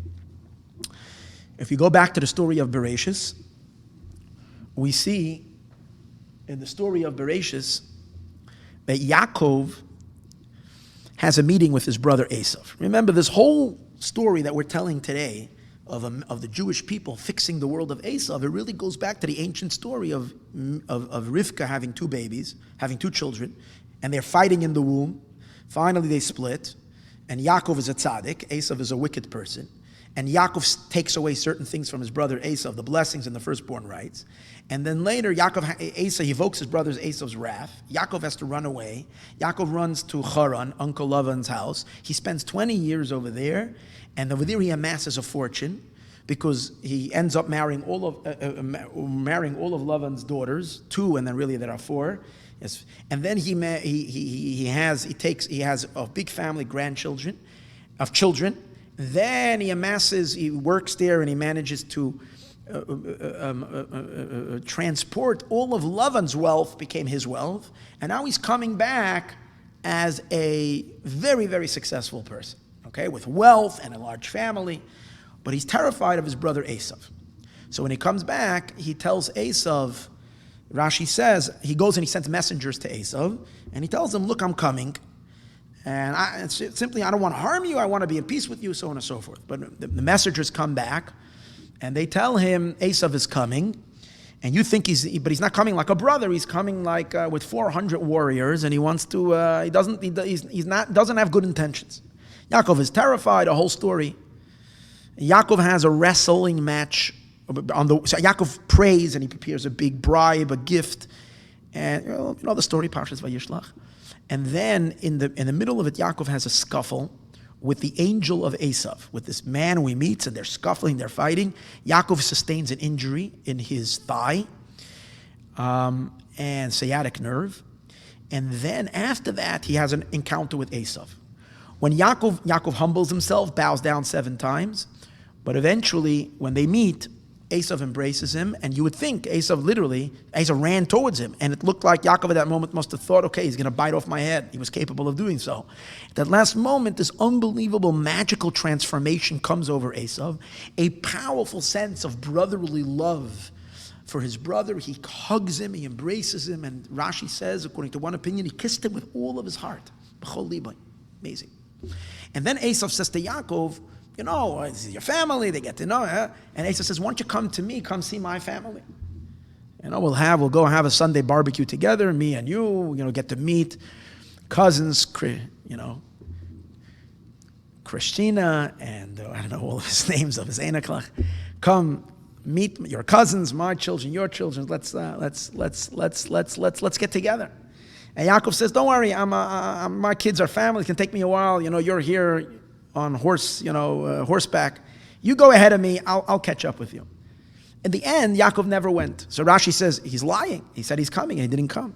So Rashi says, Yaakov is on his way. He will get there. When? When Mashiach will come, Yaakov is going to go to the mountain of Esav, and that's when they're going to reunite again. Okay, it's a nice story, but we know everything has deep meaning. Everything has infinite meaning. Everything has tremendous deep power. So let's go back. Yaakov, Esav, we said before, Yaakov is the world of Tikkun, the power of Ma, the power of 45, the power of Adam, of man. Esav is the power of Behema. He's the power of 52. He's from the broken shards. But remember what I said earlier, that the broken shards, even though they're broken, they originate in the powerful lights, unfiltered and unedited lights that were flowing from God in that primordial state of Tohu. Those energies, it says, are far, far, far superior and greater than the energies of the world of Tikkun. The quality of Tikkun is that Tikkun is connected, but it is dramatically filtered and diluted. The powers of Tohu are undiluted godliness. The problem is that no one can facilitate it. So Esav has an incredible, powerful source. Very, very powerful. But Yaakov has got the brains and the ability, but Esav as he is a total mess. Yaakov has got the morality and the insight and the intelligence to be able to fix the mess, lift Esav up. But here's an amazing thing: when Yaakov lifts Esav is not just the recipient. The Jew fixes the Gentile world. The Gentile world is not just the recipient of the Jewish refinement. Esav then becomes a huge contributor because only Esav has access to that infinite lights, and that's Mashiach. When Mashiach comes, those powerful revelations of the world of Tohu, which are the secrets of the Torah that can't be revealed, are only going to be revealed through Esav's tikkun, not through Yaakov on his own. So Yaakov has to fix Esav, but once he fixes Esav, he has to reunite with Esav. And Esav's, the reunification of Yaakov and Esav represents that Esav's powerful supernal lights of the world of Tohu are going to be delivered into the world of Tikkun. And then you have the perfect harmony. Now we'll understand why Yaakov is sending messengers to his brother Esav. What is he... Esav, the Medrash actually says Esav fell asleep. Why are you bothering him? He forgot about you. It's 20 years later. He forgot already. But Yaakov provoked him. Why is Yaakov provoking him? The Medrash gives an example of a bear that's sleeping, and you're walking, and you're taking a hike, and you see a bear that's hibernating. And you're so scared to go by, so you go and you tickle his feet of the bear. You wake him up, and you say, "Oh, excuse me, please let me pass. Don't bother me." I mean, why are you doing that? Walk by, tiptoe past him. He won't see you. So why is Yaakov? So Chassidus says, the reason why Yaakov is calling for Esav is because when Yaakov went to Lavan's house, Yaakov was busy. That's what, during those 20 years, Yaakov was doing the tikkun that the Jewish people have to do. It's interesting, Yaakov was there for 20 years, and we, the Jewish people, are in this exile 2,000 years. We're actually in the exile 1,950 years, this Tisha B'Av. I think so. So we're already 2,000 years in exile. It's exactly like Yaakov was in exile for 20 years. His 20, our 2,000. He did what we're doing. He was making Lavan's world Jewish. He was taking Lavan's daughters, making them Jewish. Lavan's property is sheep, making them Jewish. We make the world Jewish, not that by taking things away from the world, but by making the world godly conscious. That's what it means, making the world Jewish. In any case, when he's done, he's finished fixing. But now,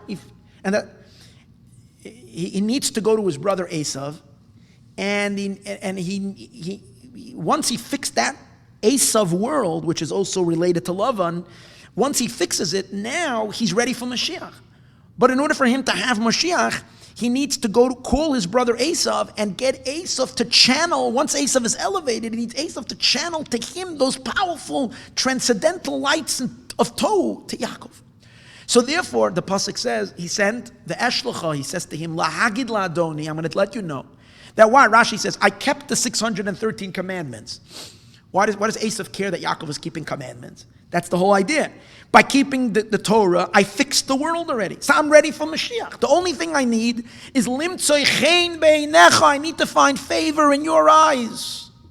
What does it mean to find favor in Esav's eyes? So the fifth Chabad Rebbe, the Rebbe Rashab, explains in a Maimer, finding favor in Esav's eyes means that Esav is going to give to Yaakov. By Yaakov finding favor, it means Esav is going to shine down to Yaakov those powerful lights of Tohu, which without that, you don't have Mashiach. So that's why Yaakov needed it. Problem was that Yaakov saw that Esav isn't ready. Esav wasn't fixed.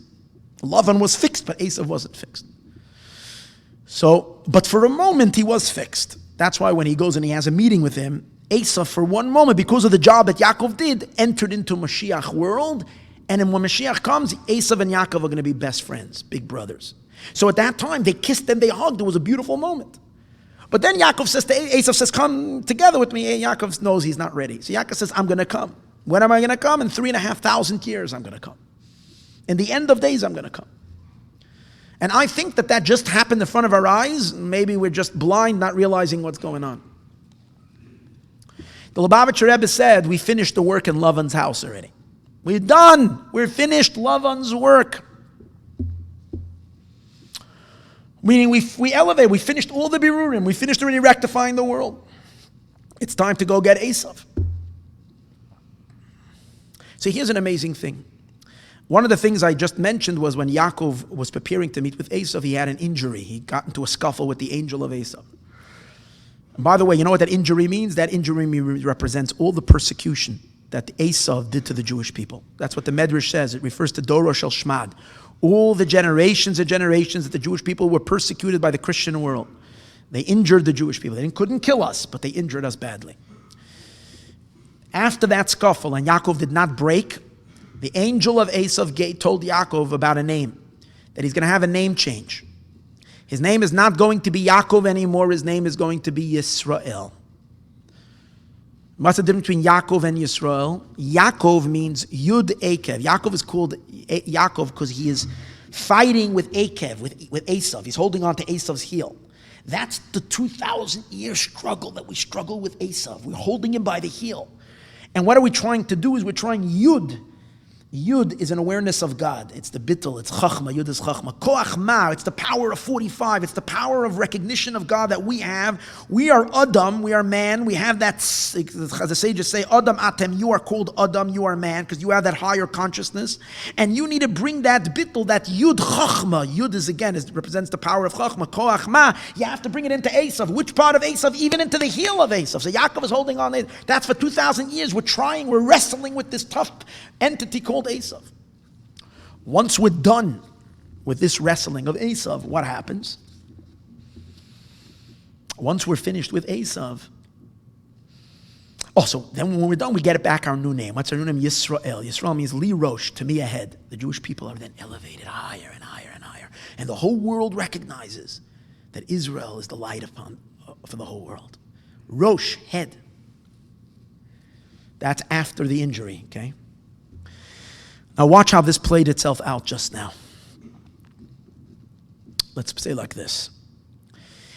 So there is a man from a descendant of Esav, that as well, comes into a Jewish shul on the day of Mashiach, shoots up the shul, injures Rabbi Goldstein, and you see clearly he was possessed by the demonic force.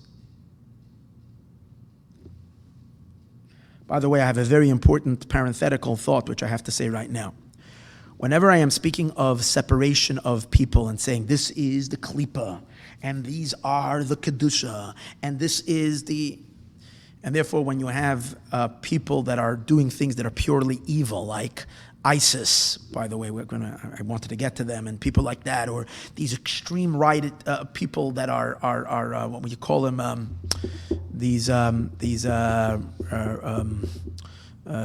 are they called? The guys on the extreme rightists, white supremacists, these guys.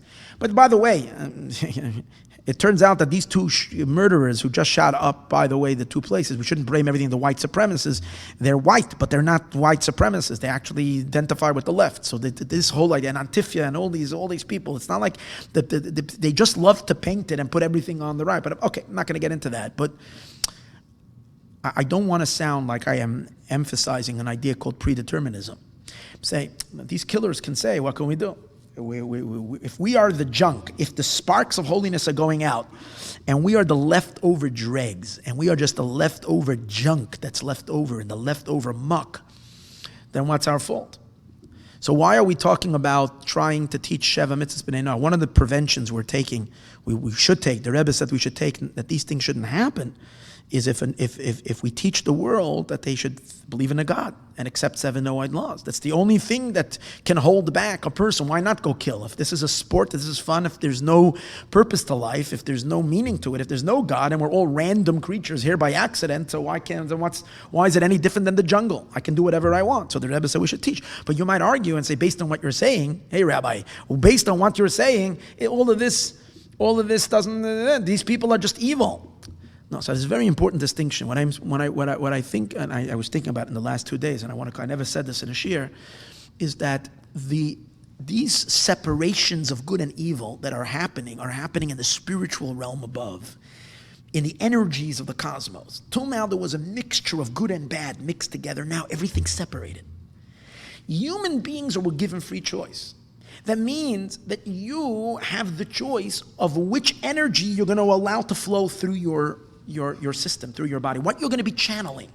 Like it says in Tanya that every minute, every Jew has a choice to step under the channel and the conduit of holiness by learning Torah and allowing his energy to flow from the worlds of Kedusha, or if God forbid we tune into dark things, we're thinking negative thoughts and doing negative things, we're actually receiving our life force from dark hechalos, from dark chambers. So the same is also to non-Jews as well. That means every person can make a choice. It's not like like people are stuck and they have to choose to be anti-Israel and they don't. But the choice is a choice. And today the choice is very clear. It used to be that you can kind of be a mixture. Today you can't be a mixture. Either you belong to the Tzad HaTov, and by choosing to go under this flow, or God forbid, you're choosing Chas v'Shalom, the other side. So now this guy, of course, was channeled this dark, extreme dregs of Esav's energy, in the sense that Malach of Esav, the Samach Mem, the Satan, and he did what he did. But he couldn't defeat Yaakov. This rabbi, his name is Yisroel Yaakov. Trump is speaking, it's a national day of prayer, and then President Trump calls up this Rabbi Goldstein to come and speak. Rabbi Goldstein spoke beautifully. He spoke about a moment of silence, is what the Lubavitcher Rebbe introduced years ago. The Rebbe wanted there should be prayer every day. But prayer you can't do because in public places you can't mix. What's it called again? It's not so simple that you can't, but at least there's room for those who want to argue that you can't. Because the Rebbe said, really in truth, let everybody pray according to their religion. You don't have to enforce a specific prayer. But prayer, if they don't want prayer, at least let them have a moment of silence when children can think about what's important in life. And their parents will tell them, the Rebbe said. In any case, so Rabbi Goldstein said that when evil like this happens, so we have to do something for our children, and we want to introduce a moment of silence. Now think about it. A moment of silence means ma. Ma means what? Koach ma, the power of being silent, the power of being, like Chazal say, what's chachma? Chachma, we said, is koach ma, the power of what? Just say, siyag l'chachma, shtika, silence. So the telling the United States of America that we need to be silent. We have millions of children growing up, and they need to know who they are, that God is going to hold them accountable, and that each and every one is precious in God's eyes, and that they should sense a higher power, and that makes them smaller, that makes them humble, that makes them ma, and that will make them into a mensch, which is also what ma is. And then he turns around to the president. Now the president is standing over there, President Donald Trump. If I was to say that there was ever a person that resembled our cousin or our uncle Esav, it would have to be Donald Trump. He is red, blondish red. Actually, I think from one of his sides, he comes from German descent. He's very impulsive, very uncontrolled. Everything it says about Esav.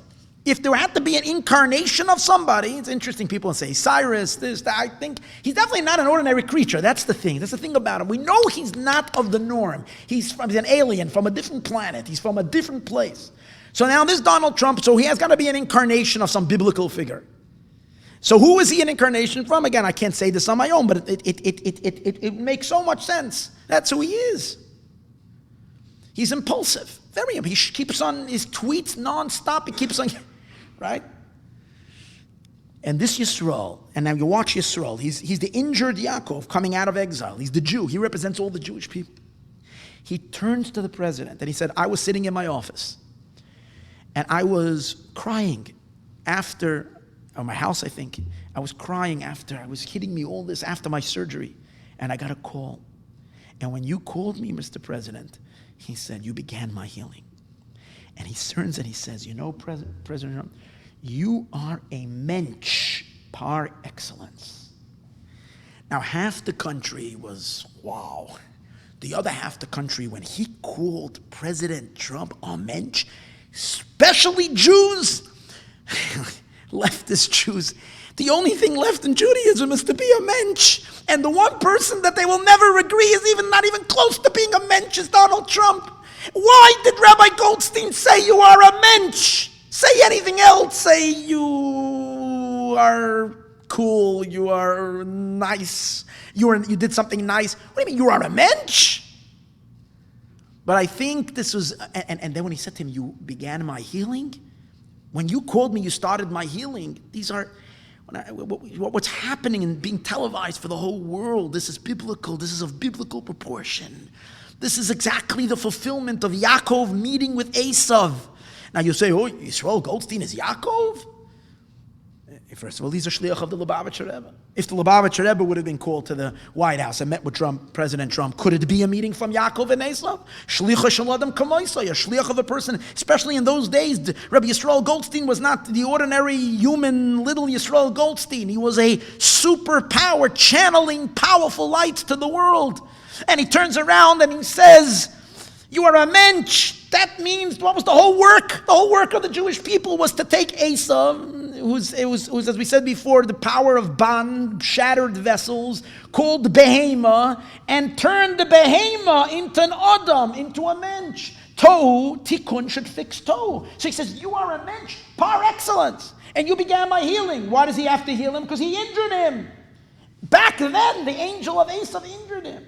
And Trump's face, if you look, is so shining. Like you watch him, he's almost bashful because the idea, it's such a compliment he has never gotten. People said all kinds of things about him, but not that. And when he said it, you can see that if there's anybody that found favor in the eyes of Donald Trump, it was Rabbi Yisroel Goldstein at that moment. He found favor in his eyes. Favor. That means, I think, that the energies of Tohu and the vessels of Tikkun came together. The ultimate happened in front of our eyes. Are you saying, if so, why are we still waking up and there's still gullus in the world? Yeah, that's why things are changing. Now things are changing. Everything is changing right now. I don't know if you noticed, this week they have the video that foxes are coming out by the Kotel Amaravi. There's a lot of foxes. Something weird of foxes. The last 3-4 days they're coming there. But we know that when we sit down and this year we're going to sing Eicha with the happiest song. But in Eicha it says, when it speaks about the sorrow of the temple being destroyed, it says, Shu'alim hochuba, foxes are walking there. And it says Rabbi Akiva and his friends were walking and they saw foxes coming out of the place of the Kodesh HaKadoshim and they were all crying and they said, take a look. They said, take a look. How can there be foxes? Why shouldn't they? Rabbi Akiva asked, why you're crying? They said, well, there's foxes over here. A place where even the holy, the Kohen Gadol, the Holy of Holies, Kohen Gadol, the holiest person, can only go once a year. No one else can go there. Now foxes are going there. So Rabbi Akiva said, that's why I'm laughing. Because once this prophecy was fulfilled, the other prophecy will also be fulfilled. The other prophecy is that old men and old women will still sit in the streets of Jerusalem. And I'm talking about the prophecies of Jerusalem being completely rebuilt. So it seems like as long as the foxes are there, it's the opposite. What's happening now? The foxes are leaving. I don't know if you saw the foxes. It's the middle of a city. What a fox is doing in the middle of us. Imagine over here in La Brea Boulevard, foxes. This is a clear sign from God. We're at the end. There's no doubt we're at the end. And this event that happened in the White House is unbelievable. And the very fact that Rabbi Yisroel Goldstein is standing in front of the White House and keeps on mentioning the Lubavitcher Rebbe, my mentor, the Lubavitcher Rebbe, my mentor. And then he goes further and he goes to the UN. And he stands and speaks to the entire world. Okay, I know, you look at the pictures, you see a lot of the UN people didn't come. It was a pretty empty room. It doesn't make a difference. It's still the idea that he is the one invited to speak. And he speaks to them, and he speaks to them, and he speaks to them about his finger. And he says, with this finger, my father would say, Hashem is here, Hashem is there. He says, and everybody over here will be something like this. Will be my fingers to point where God is. He speaks about Hashem. He speaks about the 7 Noahide laws. And he speaks about Mashiach to the nations, to all the people. And who is he naming? In the name of the Lubavitcher Rebbe. Again, it's all about the Rebbe being his teachings. This is all messianic. This is all so clearly Geuladig. It's so clearly Mashiach. And that's why it all began on Mashiach Suda. Which year? 5779. This is the time where it's like getting very intense. It's unbelievable. What we're seeing is just absolutely, it's mind-boggling. And I know there will be scoffers or cynics who laugh at everything and can laugh at this too. If you're honest, there's no way you can refute everything that I'm saying. You can refute a piece here or a piece there. It doesn't make any sense. What is happening doesn't make any sense. The change that took place in the last 3 years in the whole entire world makes zero sense other than this whole, what's happening. This is incredible.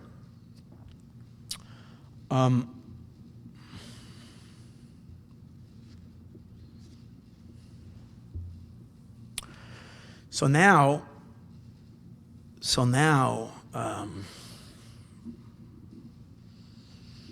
one of the things I mentioned I would talk about David Friedman.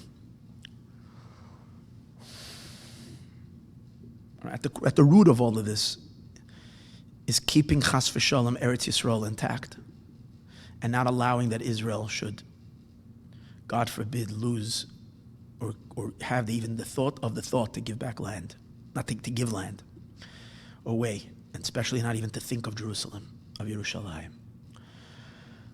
The two-state solution is something that has become such a lie, and it has become such a given, as I mentioned the other class. The United States had an ambassador, and the ambassador was always an ambassador, or the ambassadors are under the State Department. The State Department was always anti-Israel. That's it.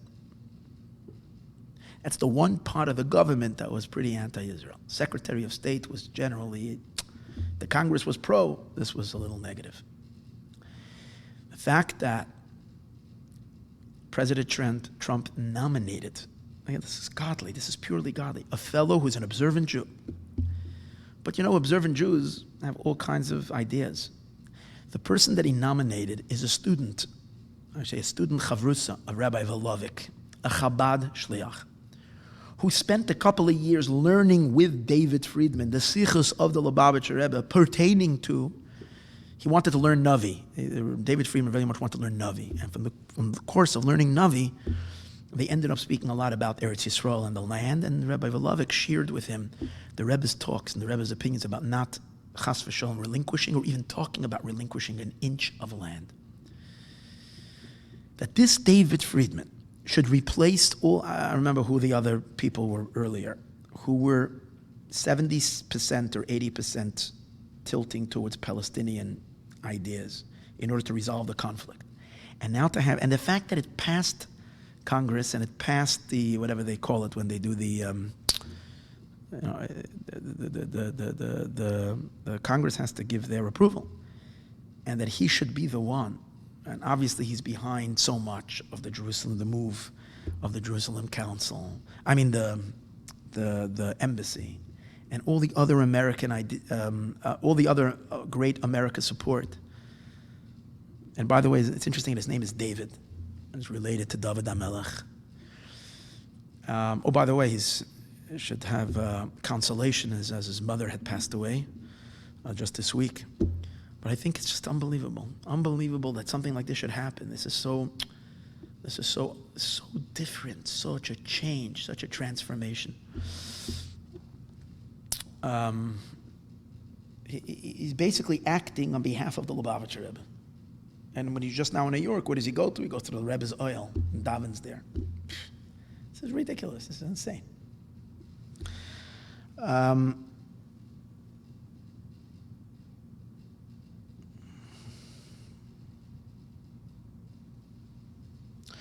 So now let me add another interesting idea. I just want to add just a small little idea. This that we're talking about, that there's a filtration taking about, and the good is moving to one side, the bad is moving to the other. So you see it in the Arab world as well, that a very big chunks of Yishmael, of the Arab world, are also siding with Israel lately. They still have to put up a face of, kind of they're still holding on to the old, but you see they're changing very much. The Saudis and all the Gulf states, that's a huge change of what we've had before. The fact that they're considering their whole different attitude. But what's left over in terms of evil and Ra is Iran, Syria, which Syria doesn't have much control, but Syria, and Hamas and ISIS. Now ISIS is gone. That's another thing. If people don't give Trump credit. ISIS was created during the Obama year, and in a sense, he probably created them. And meaning, I don't think he physically created them, but as a result of his policies. We forget how gruesome this evil was, how it was in our face, where we watched the most despicable acts of just gruesome, horrible. They were burning people. They made videos of them burning people. And they captured a pilot from I think it was from Jordan, and they burned them alive, and they videoed it. They captured decapitations, and it was just horrible. And obviously, their ultimate war was going to be against Israel. They said it all the time. They sent shivers down anybody's spine to think about these. And he took care of them. They're gone. Now they're trying to regroup still now in Iraq, and I want to just say something about it, and about Hamas. And that is that it's an interesting teaching, because like I said, this all becomes an amazing puzzle.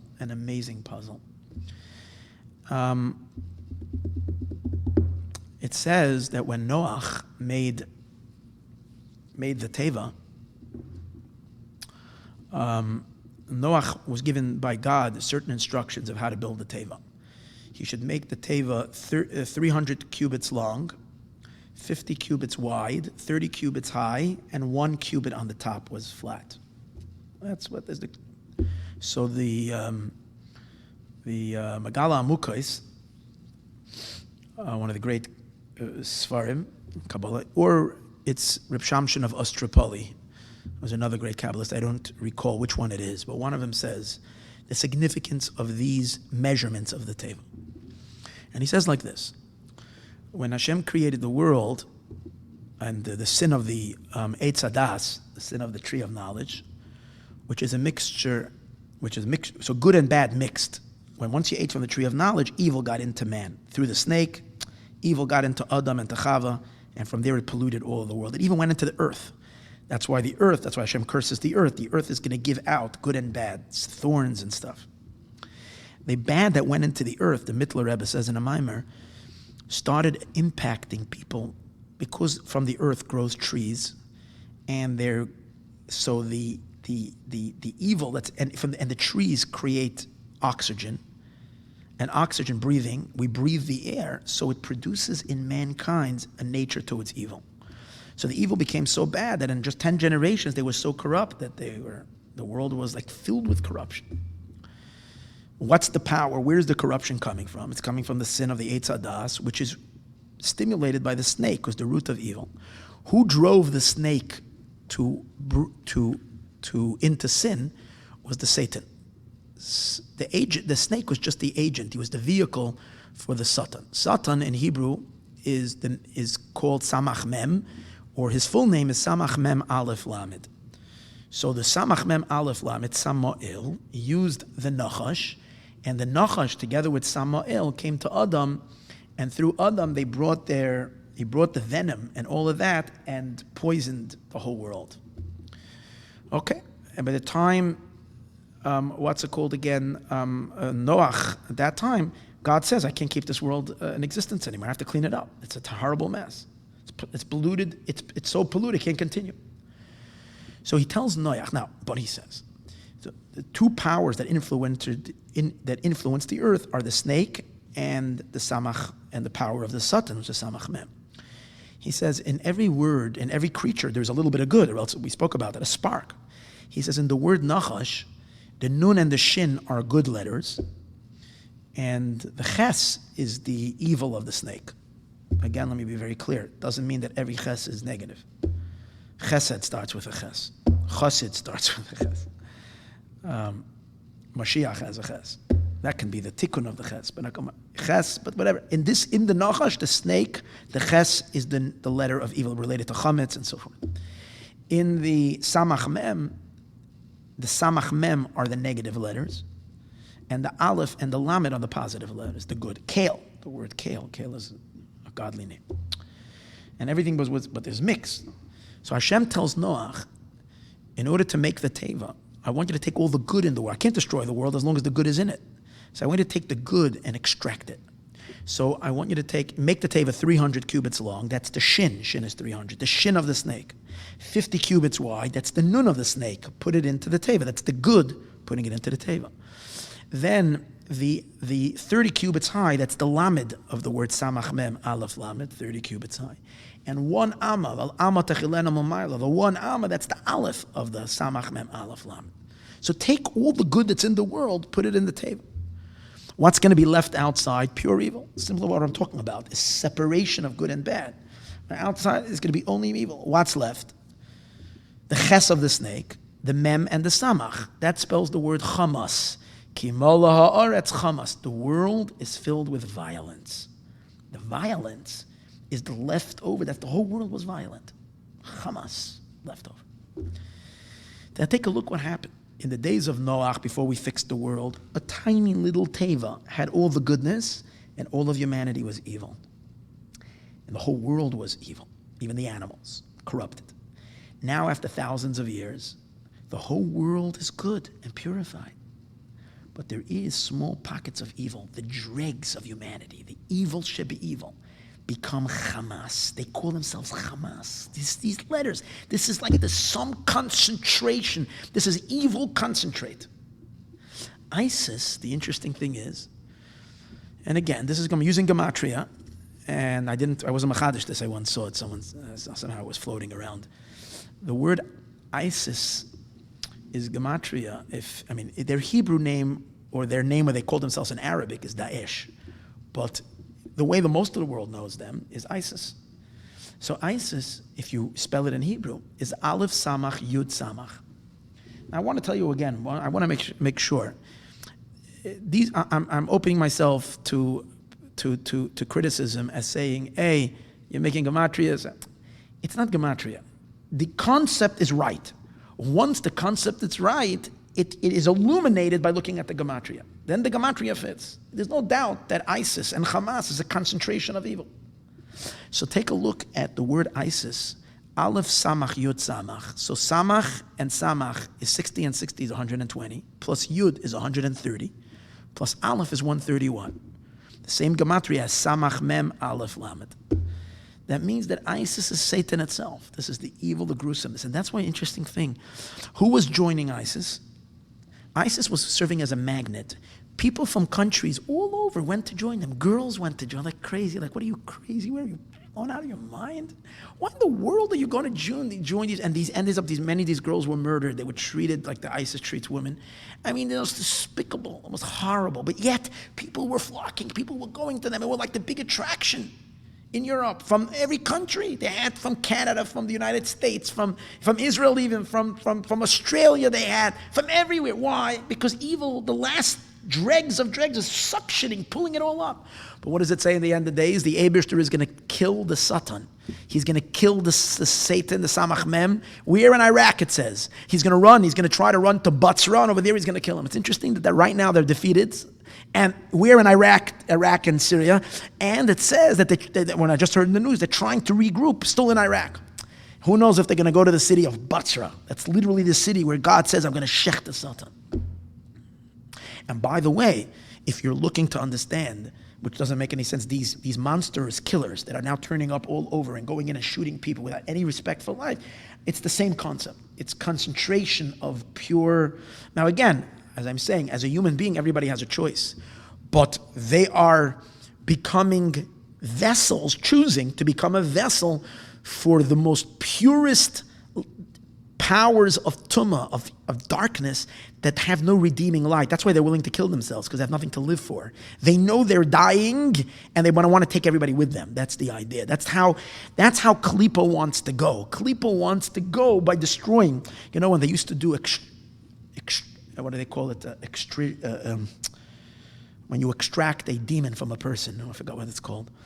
In any case, one of the things that you see the rabbis would always do is they would command the demon or the dibuk to go out from the toe.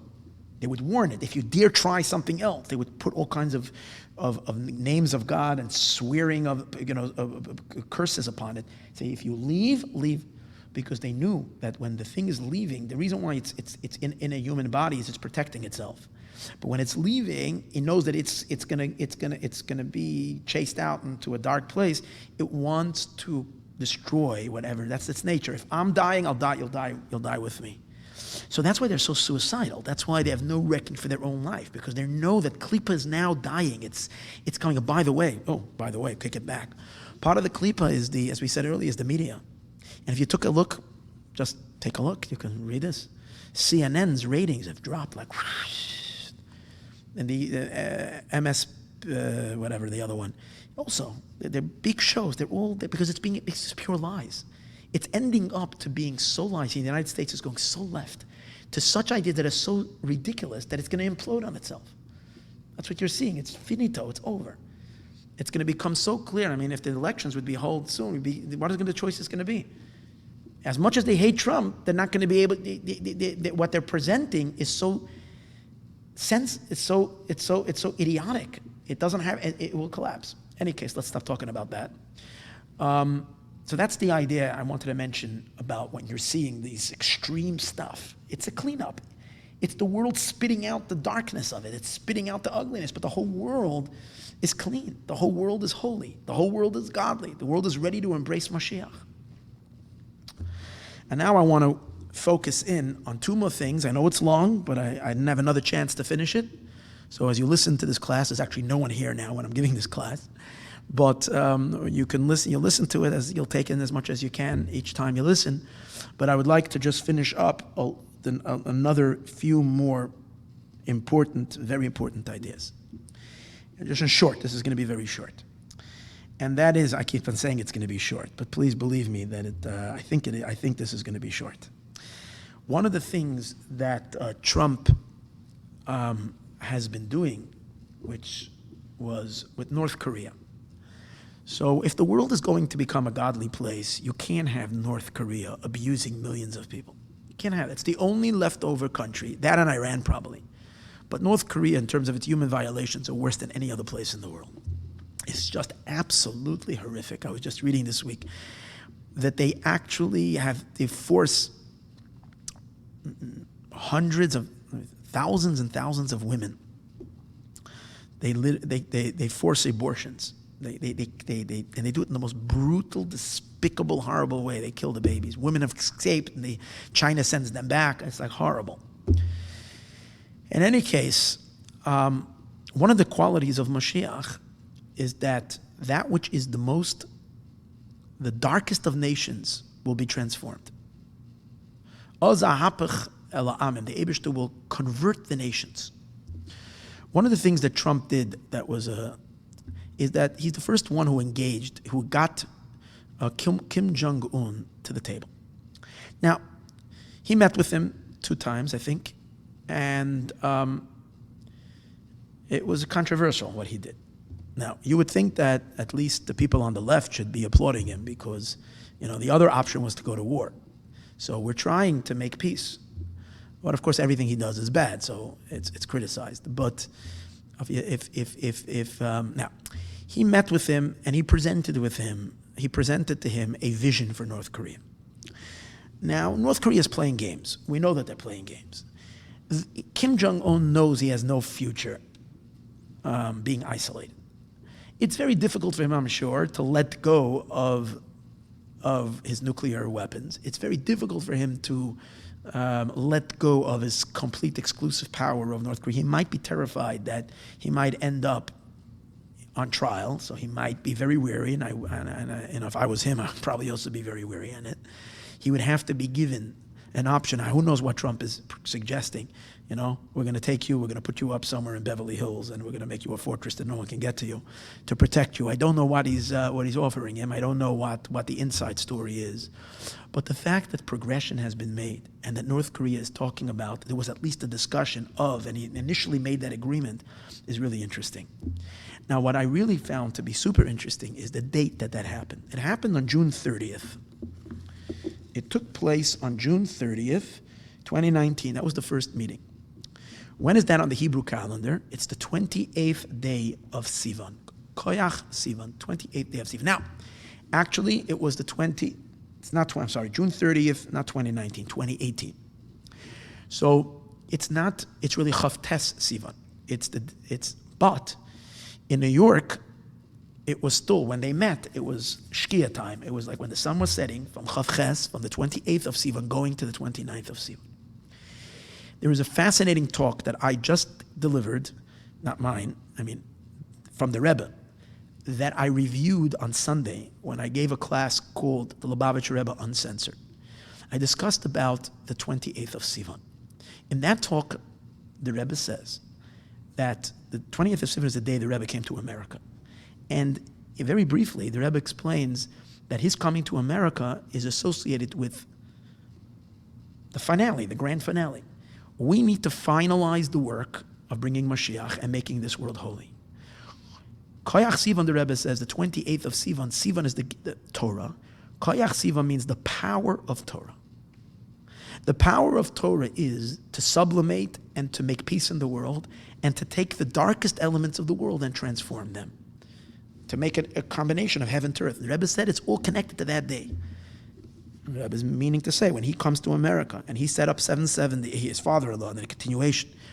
And by the way, we know that when the Friedrich Rebbe came to America, and once the Rebbe came, a year later or a few months later, the Friedrich Rebbe gave so much over of running Lubavitch to the Rebbe. Because America was like kind of already the Rebbe's job.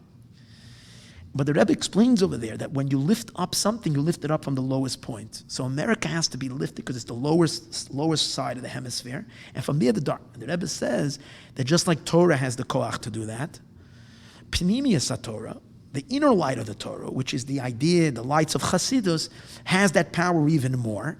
And that's why the whole power of Chassidus and Chassidus Chabad is related to the 19th of Kislev, which, by the way, we spoke about the other day, how the 19th of Kislev is the day that officially Trump was given the electoral vote. And the Rebbe says on 19th of Kislev has to do with the transformation of the darkest elements, because only Chassidus, which is the revelation of the essence, I'm referring to my previous class, part 1 of this series. Dafka, the essence, can take the darkest and lowest and things and transform it. So the Rebbe says that's why in Yutas Kislev, the whole celebration of Yutas Kislev is Pada b'shalom nafshi. I'm redeemed in peace. Pada b'shalom nafshi. I'm redeemed in peace.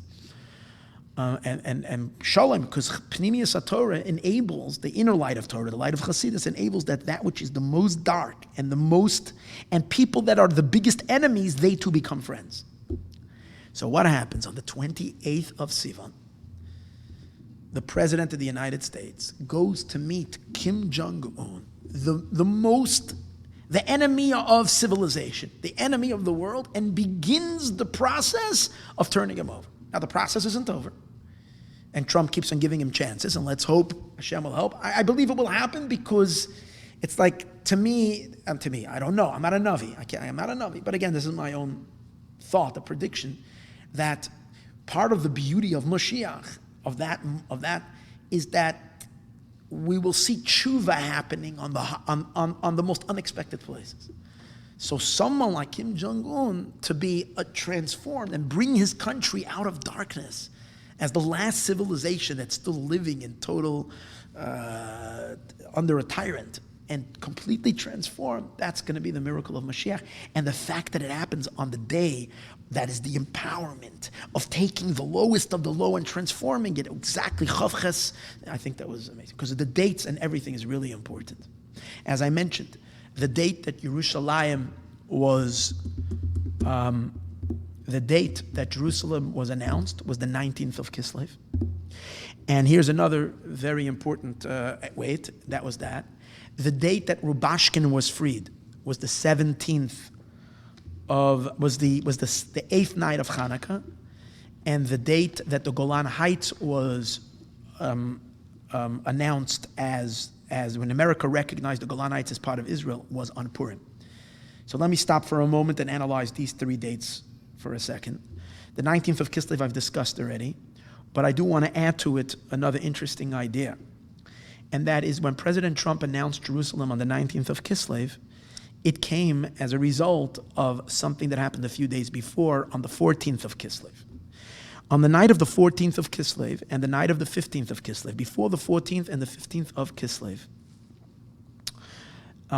the president was then faced with signing a waiver. What happened is that way back in the days of Bill Clinton, the United States Congress had already passed a resolution that it will recognize Jerusalem as the capital of Israel, and it will move its embassy. However, they gave option for a waiver that the President of the United States, if he feels that it's not, that it could be dangerous or for whatever reason, we're not ready to do so, he can push it off for 6 months. And this was only a waiver that would be allowed for 6 months. And here's an amazing thing. From Clinton, through all the years of Clinton, I don't know how many years it was still left from Clinton when they signed it in law. And then after that, all the years of George Bush, 8 years of Bush, and then all the years of Obama. So you're talking about 16 years or maybe already 18 years. I don't know, Clinton, maybe even 20 years. And then into Trump's thing. So we're talking about 22 or 23 years. Around that period of time. This every 6 months, the president is signing the waiver and delaying it. Why? Again, you're realizing it's a spiritual war. They don't want to let Jerusalem be the capital of the Jewish people. So it's the night between the 14th of Kislev and the 15th of Kislev. Trump allowed the deadline to pass and he didn't sign that waiver. So in a sense, when did it really take effect? On the 14th of Kislev.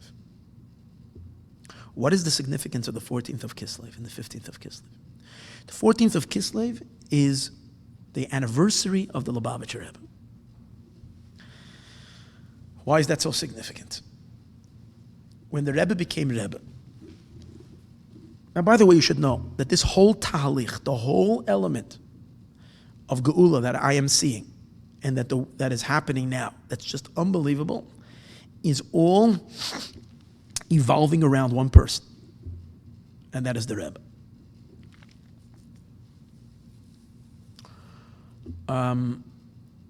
You see it, as I mentioned to you. Who is making a difference in Washington these days? Who's being invited? Who's speaking? Who's around? It's all Chabadniks. David Friedman, friends, Lubavitch. Who does he have speak at when the opening of the embassy in Yerushalayim? A Chabad Shliach. who speaks during the Yisroel Goldstein in the UN, again Lubavitcher. Just last week, 2 weeks ago, in the House of Representatives, the place where the biggest war on the soul of America is taking place. And in the House where the left, which is the side which is not so, which they sounds that it's kind of driving anti-Mashiach, they're dominating the House. The Rebbe's Ashliach, Gershi Aftzin, a Rosh Yeshiva in Chabad of Cincinnati, was asked to give the opening blessing of the session. You can watch it online. He speaks, he gives a blessing, mentions the Rebbe, and he so proudly goes so far, and he does something that Lubavitchers are afraid to do, sadly, or a little intimidated to, intimidated to do. And he announces, he titles the Rebbe by the way the Rebbe should be titled. He says, my Lubavitcher Rebbe, so Melech HaMoshiach. He didn't say it in English, but he said it, Melech HaMoshiach. You know, I believe that it needed to be said over there, because by him declaring Rebbe, Melech HaMoshiach, in the House of Representatives, he subdued all the klippas that are there. Because the ultimate Moshel, the ultimate ruler, is Mashiach Tzidkenu. And in front of him, they're all going to fall. So the fact that he stood strongly and proudly, and he said, Lubavitcher Rebbe, Melech HaMoshiach, even though they didn't understand. You say, if they don't understand, who cares? When Moshe Rabbeinu came to Paroi, the Rebbe has a whole talk on this. He says that Aaron HaKohen explained it, what Moshe was saying. Moshe didn't have to explain. Moshe just needed to tell it as it is. The word of God, speak even in Hebrew, and he spoke in a very strong voice. He should hear the words of Hashem as is. That's how God is dominating over Paro. And then Aaron is already explaining it to him. Same thing over here. He needed to enter into that house and state clearly. And by the way, the same thing happened in the UN years ago when Netanyahu, I'll bless him for that, when Netanyahu stood in the UN, and also, who did he mention? The Lubavitcher Rebbe told me that I will come into a dark room. One candle of light dispels a lot of darkness.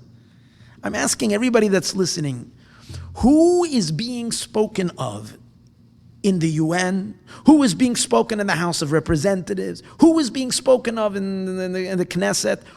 Which tzaddik, which person? Don't give me mises. Please, honest with yourself. Who is the only tzaddik that's relevant today in the world outside of Williamsburg, Borough Park, Lakewood, Muncie? I'm not saying these are big things, these are Jews, but who's out? Who's global? Whose name is resonating around the world? It's only the Rebbe.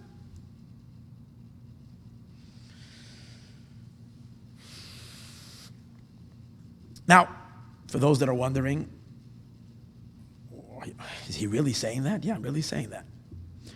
I'd like you to listen to my class that I gave on Sunday called the Lubavitcher Rebbe Uncensored. There you will see that the Rebbe said everything. The Rebbe said who he is. The Rebbe said clearly, without saying it, these words, I am Mashiach, but the Rebbe then very clearly stated what he stated. And the fact that the world is going through a darkness right now doesn't contradict it. You'll listen to that share, you'll see. And there's a lot more to talk about that, but I'm not going to talk about it now. But I believe that we're living in a time when truth has to come out. That everybody's intimidated. We have to say things as they are. The world wants to hear the emes. I'm telling you the emes. The emes is the Lubavitcher Rebbe said he's Mashiach, and that the process of the Geula started already, and that Mashiach was already revealed in the world.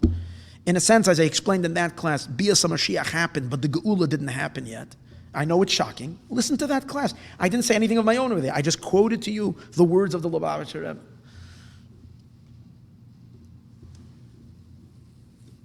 And I'm going to say something a little sharp now, and I hope I should be forgiven, is for Chabad Chassidim that are listening to this, for non-Chabad Chassidim, then I think there's some catching up to do. If you learn Tanya, you learn Chassidus, you will become a Chabad Chassid. Chabad Chassidus is like unbelievable. It just takes... It's the truth. It's the emes. It reveals the emes. I'm not saying anything else isn't the truth. Everything else is also true. But this is, Chabad Chassidus is deeper truth. It's like learning Gemara or learning Gemara with Rashi. Is learning Gemara not true? Learning Gemara is true. But obviously when you learn Gemara with Rashi, you understand it so much better than when you learn Gemara alone. Chabad Chassidus is an explanation on the Baal Shem Tov. So it's the deepest teachings of Torah. The deepest teachings of Torah. So anyways, but for Chabad Chassidim, I would say definitely this.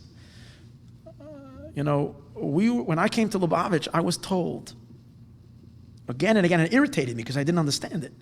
I was told the whole time that Chabad, would always equate the Rebbe to Moshe Rabbeinu. Moshe Rabbeinu, always. Nasi Hadar Moshe Rabbeinu. And I would get very upset. But then I realized the Rebbe is saying it. The Rebbe spoke about the Friediger Rebbe, his predecessor, which also refers to himself constantly as Nasi Dareinu, as Moshe Rabbeinu, the Moshe of the generation. And based on what it says in Zohar, you can look it up in a few places. I don't have the quote right now. The Zohar says in more than one place there is a Moshe in every generation, but the Zohar says particularly right before Mashiach comes, Moshe comes back. Moshe is incarnated in the soul of the leader, and that's Moshe. And if you think about it, what's Moshe's business? Let me just throw out another interesting idea. What's Moshe Rabbeinu's business? Moshe Rabbeinu's business is Torah and mitzvahs. Moshe brings the mitzvahs to the world. So is there ever a person in the world who cared more about mitzvahs more than the Lubavitcher Rebbe? What do I mean? Of course, you'll say, well, I don't know. How do I know how much this tzaddik cared about mitzvahs? Everybody cared. Yeah, but who did so much about it? Is there ever a person who did more mitzvahs than the Lubavitcher Rebbe?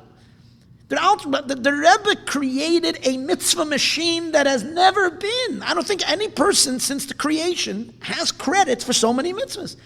You have thousands of bachrim and people going out every Friday, but not just Friday, just running around, going to office building, getting people mitzvahs wherever, on planes, on airports, in bus stations, on train stations, in the subway, in stores, uptown, downtown, on mountain hikes, and in rivers, on boats. Everywhere there's Lubavitcher putting on tefillin and blowing shofar for people. No one ever was the source of so many mitzvahs. Then why does the Rebbe care? Because the Rebbe is Moshe. It's the same thing. Moshe cares about the mitzvahs. But in any case, I was told always the Rebbe is Moshe Rabbeinu. And I saw the Rebbe said it. Moshe Rabbeinu is Moshe Emes v'Teirasei Emes. His words are true. He's absolutely true. So I'm asking every Chabad Chassid, listen to my other share you don't have to listen. You can sit down with a chavrusa. Don't do it yourself unless you're very capable of learning a sikha. I'm sure there's a lot of people that are. Do yourself a favor. Learn Pasha Shoftim. Learn Pashas Mishpatim. Nun Aleph. Shoftim Nun Aleph. Mishpatim Nun Beis. And Chavches Nisan Sivan Tafshin Nun Aleph. These sikhas, these talks. Incredible talks. And learn them and then tell me if the Rebbe didn't say clearly who he is and what he is. He did. And it's 2-3 years of sikhas where the Rebbe keeps on referring. So I'm left with a question. You have to make up your mind. Either you would say that if the Rebbe clearly says who he is. He's saying that the Beis HaMikdash HaShlishi is going to come down in 770. And why is he going to come down in 770 if Mashiach is a Sephardi in coming out of a cobblestone alleyway somewhere in the city of Tzfas? So why would it come? It doesn't make any sense. And aside from all the other things the Rebbe says over there, which is so clear, it's open. He says the Friediger Rebbe is Mashiach Shebed, the only Mashiach in our generation. And he says he's already his galus. He's already revealed. I mean, it's incredible. Unbelievable things the Rebbe says there. So I'm asking the Lubavitcher, are you going to say that the last 3 years, I would say from the Rebbetzins passing, from Tavshem Memches, from 1988, until 1992, when the Rebbe had a stroke, are you going to tell me, this is my choice, for me, not you, I'm saying to myself, I can either believe that the Rebbe was hallucinating, chas v'shalom, or I believe that Shechina medaberes metoich geroinai, like the Rebbe then said he's a prophet, and Shechina medaberes metoich geroinai, and when Shechina speaks through someone, then they're not hallucinating. And therefore what they're saying is true. And if it doesn't fit into my tiny little human head, that which he's saying, then the problem is in my head, not in what he's saying. So I have to believe, I choose to believe. What can I do? I choose to believe that every word is emes. Now it's easier for me. For 20 something years I was suffering because I didn't know, I saw a world that's working the opposite. But now, once I started learning, and now looking at what's happening in the world, you see who's running everything, who's turning over up, what's happening. The whole world is flipping over. Who's taking charge over all countries. And all governments are being now powered. Well, I think about it. The superpower in the world is Donald Trump. Second superpower is Putin. And both of them are supporters of Chabad, out of all places. The president's son-in-law and daughter that he loves so much daven in a Chabad shul in Washington. I mean, does this make any sense?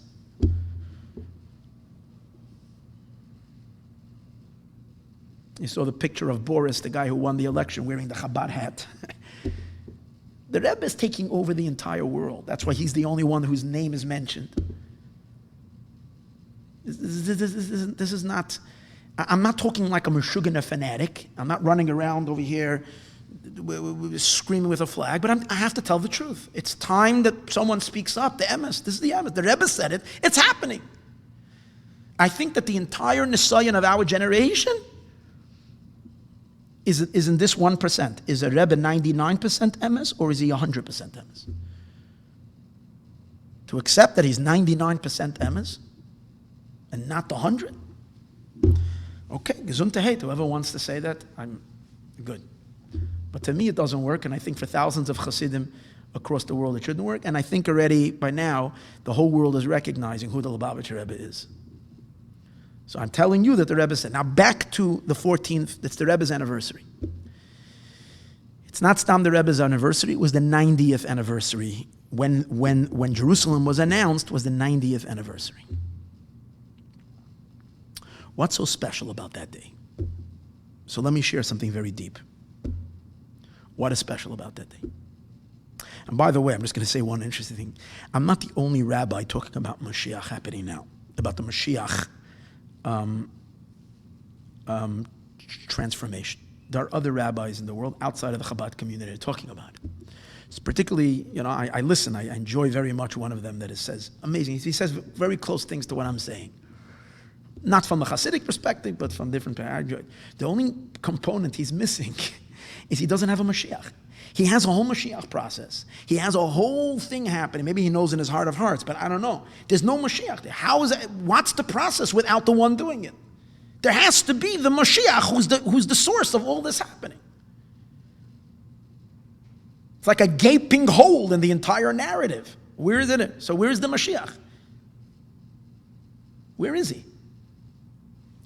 In any case, when the Rebbe becomes a Rebbe, the Rebbe gave us 2 svarim. The first 2 books the Lubavitcher Rebbe wrote, that he produced. His father-in-law authored him to do 2 svarim. One of them is the Agadah Shel Pesach, and the other one is a sefer called Hayom Yom. The book of Hayom Yom are little Chassidic teachings for the day. Every day there's a little Chassidic teaching. It looks random, it looks like just teachings, but there's like the deepest secrets in this book. It's awesome. I believe that one day when Mashiach comes, we will then realize the Oyer HaGanuz, the hidden light that is in this book, this little book, Hayom Yom. Now, why the Rebbe gave us, everything is Bashgacha Pratis. Why the Rebbe gave us Agadah Shel Pesach? Well, we understand, based on what I'm telling you now, that if he's the Goel, he give you Agadah Shel Pesach, because that's the Geula. In the book Hayom Yom, before he begins to give you insights on the daily, before he begins to give insights on every day, a little teaching, a little thought for the day, he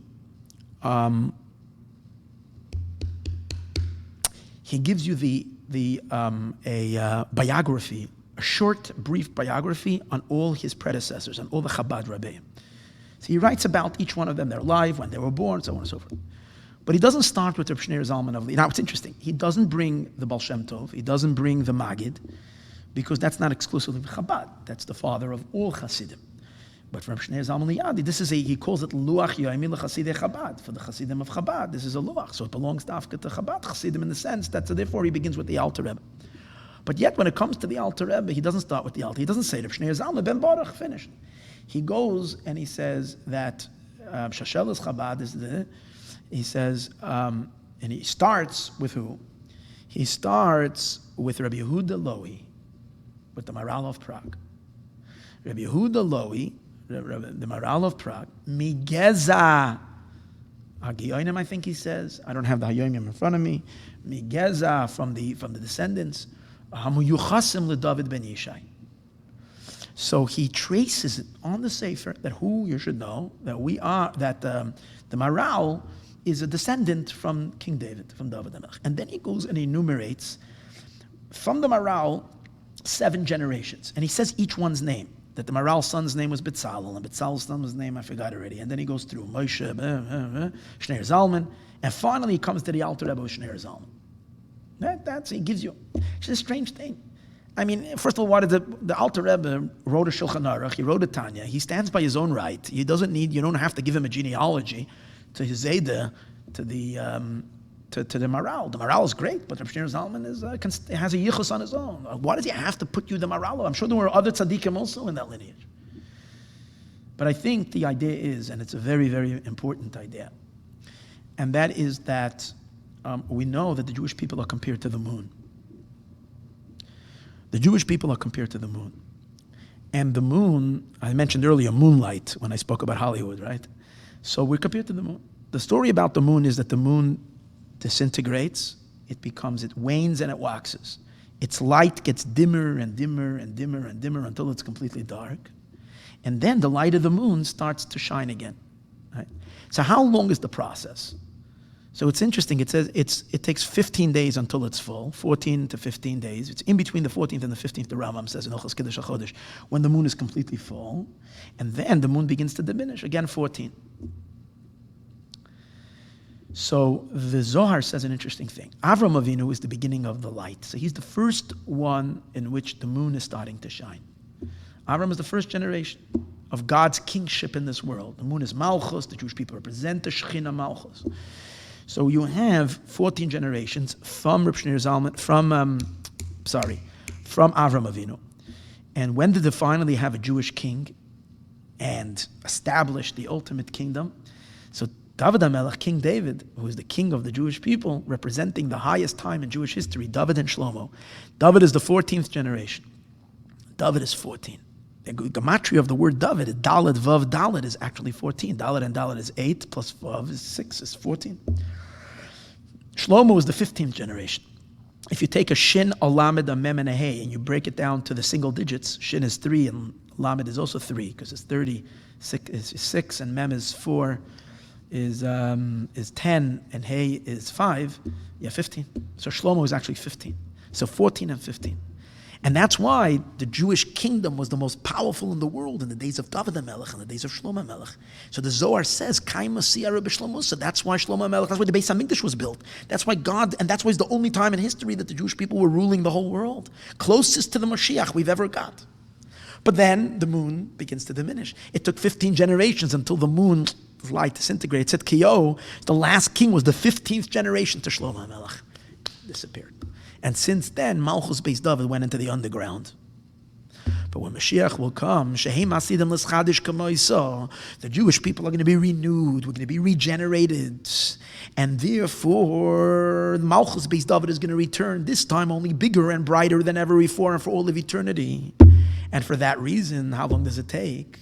15 generations. That's why the Rebbe says, you start with the Maharal of Prague, who's from descendants of David HaMelech. The Alter Rebbe then, the Shneir Zalman of Liadi, founder of Chabad, is the 8th generation. According to that, the Lubavitcher Rebbe is the 14th generation, Gematria David. Okay? He is the 14th generation. And when does he get married? Now, how does the Rebbe become Rebbe of Lubavitch? He has to join the fifth Chabad Rebbe already said when he established his yeshiva. By the way, this is not just my theory. The fifth Chabad Rebbe, when he established his yeshiva, he said, "You are Chayolei Beis David. You are the armies of the family of King David. We are," because he says, "Val mir zenendach, mir zenendach was his lashon of and Beis David. We are from the family of David." In other words, the Rebbe Rashab gave a tiny little bit of an opening to know that he's considering, and that their dynasty is the dynasty of King David. So, and that's why Lubavitch, and he explained there's going to be 2 generations. Mamash Ruach HaKodesh, the fifth Chabad Rebbe, Ruach HaKodesh, he gave the talk. He said there's going to be 2 generations that are going to be Asher Cherfu Ikvois Mashiachecha. They're going to fight Mashiach. One is going to be a generation of atheists, that was the communists, and that's the first generation of the previous Rebbes, Chassidim, the 6th generation of Chabad, that had to fight the war of communism. Second generation is going to be a generation who's going to be Shomer Torah mitzvahs, they're going to keep mitzvahs, they're going to laugh about Mashiach. That's why Chabad has always been laughed at. Go online, you'll find some really smart Alex who put out stuff of Chabad heresy. Like the Epicurus says, as if, these are the big maminim, big amuna. Chabad is heresy.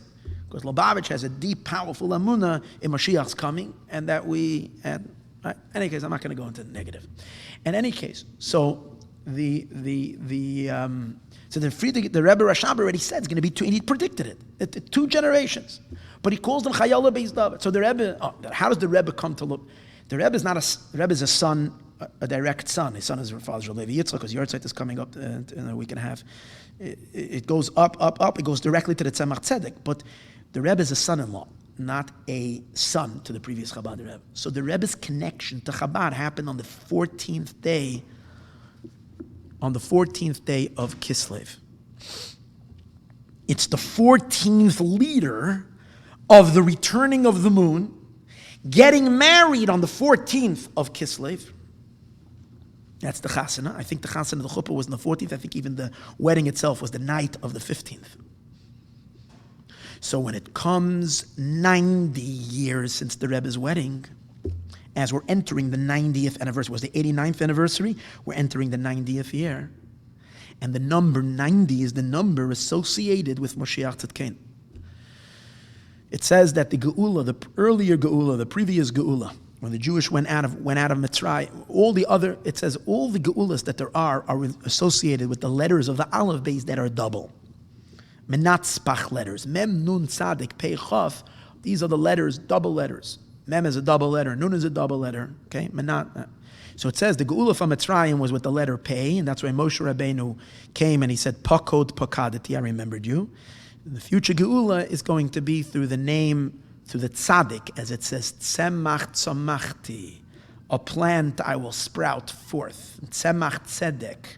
Tzemach Tzomachti. Tzemach, the Rebbe would always say, is Gematria Menachem. Why did the Tzemach Tzedek call his book Tzemach Tzedek? Because Mashiach, the Rebbe says, has 2 names. He has the name he's called Tzemach and he's called Tzedek. And again, also associated with Mashiach. And Tzemach Tzedek is Gematria Menachem Mendel. Exactly that Gematria.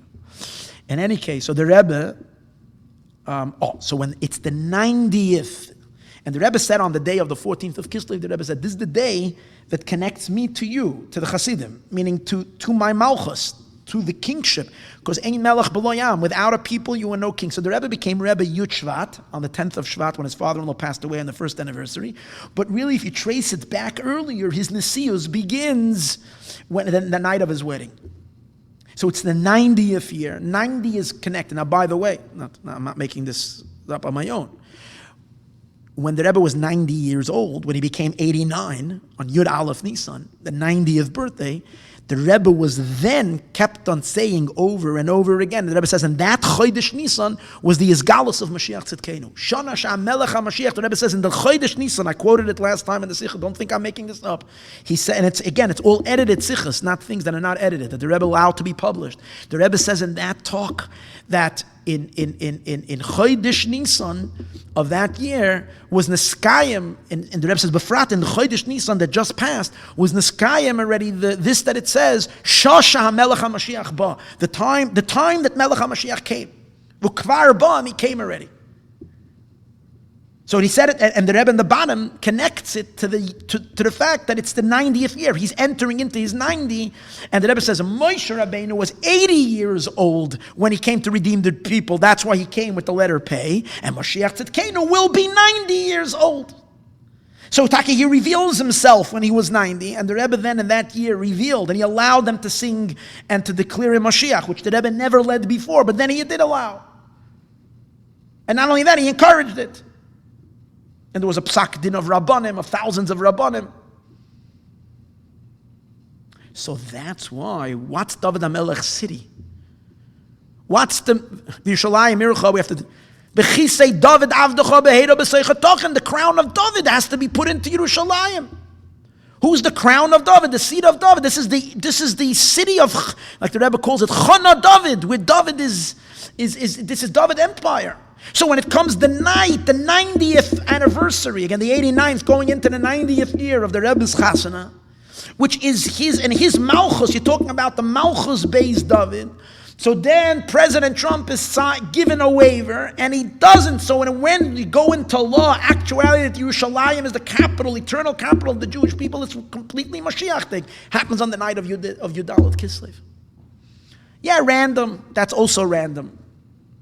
Yutes Kislev, and then it's announced to the whole world on the 19th of Kislev. Also random.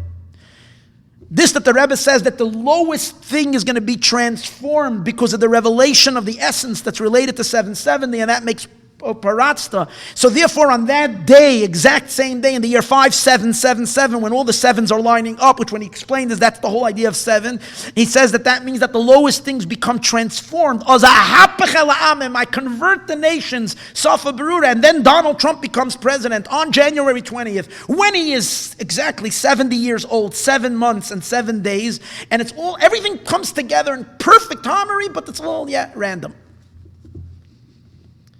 It's insane to say that. I mean, if I wanted to not believe it, I couldn't, even if I tried. And then Zois Chanukah, Rubashkin was freed. Now, Rubashkin's freeing was absolutely messianic. Moshiachdik. Why? And what's the connection to Zois Chanukah? So the idea is as follows. When Sholem Mordechai Rubashkin was imprisoned, it was the greatest travesty to America. It was an outright war against against Judaism, against the Jewish people, against ritual slaughter, against shechita.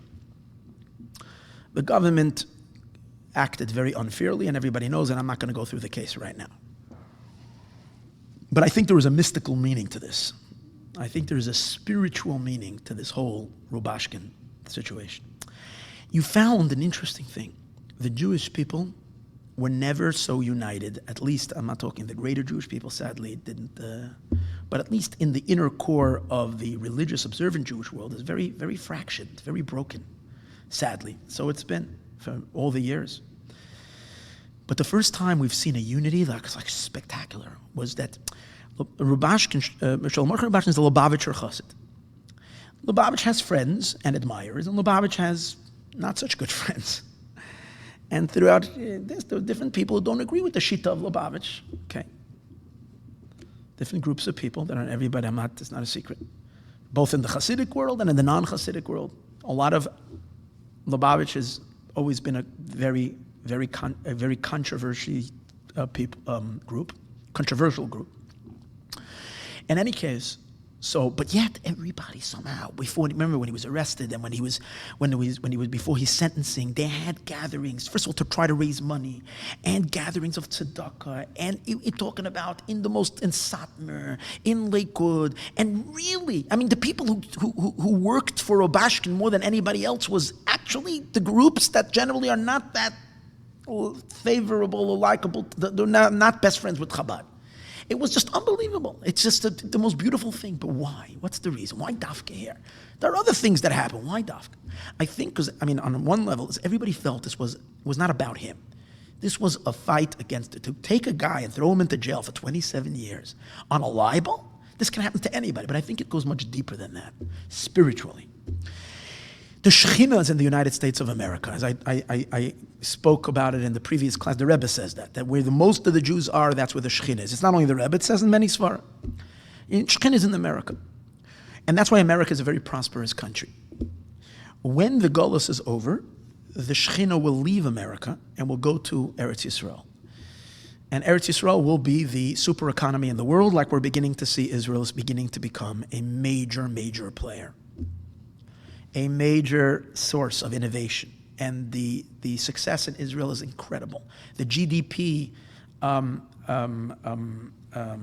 risen in Eretz Yisrael faster than any other country. I think so. Just heard someone give a thing about that. It's amazing what's happening and how the country is literally transforming. It's coming to life. You see it literally in everything. Everything is like bubbling. Every time I come to Eretz Yisrael, I'm amazed at how much more energy and alive the place is. You can see it's waking up from its sleep. The Shekhinah is beginning to return. The Klippa feels the Shekhinah is going out of it, leaving. It wants to hold her. It wants to clamp it. I think the arrest against Rubashkin and the thing is a indication of spiritual forces trying to siphon energy from Kedusha by grabbing a korban, by grabbing a sacrifice, and feeding off him. And Beidavka took a Chabad Chassid because since he's a Lubavitcher Chassid, he took a Jew.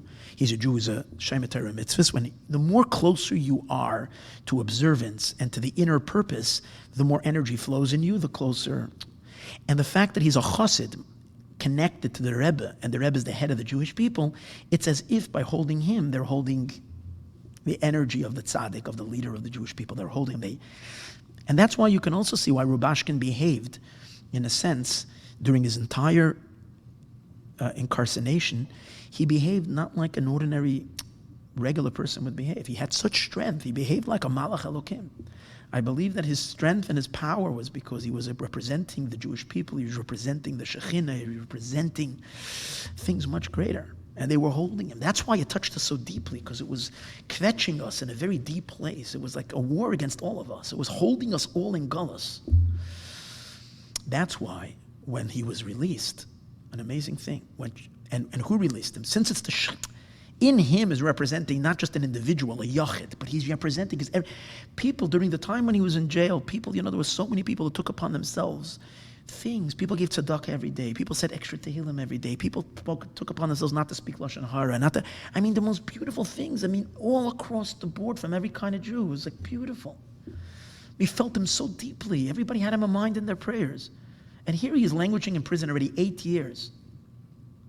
And then finally, it comes on Zois Chanukah. Now, and the President of the United States, he could have been freed by, they could have reviewed it. They took it up, they pushed it up, I think, all the way to the Supreme Court. They took it up all the way, and it was denied everywhere. Because ultimately, to free the Shekhinah, it must come from the highest power in the land.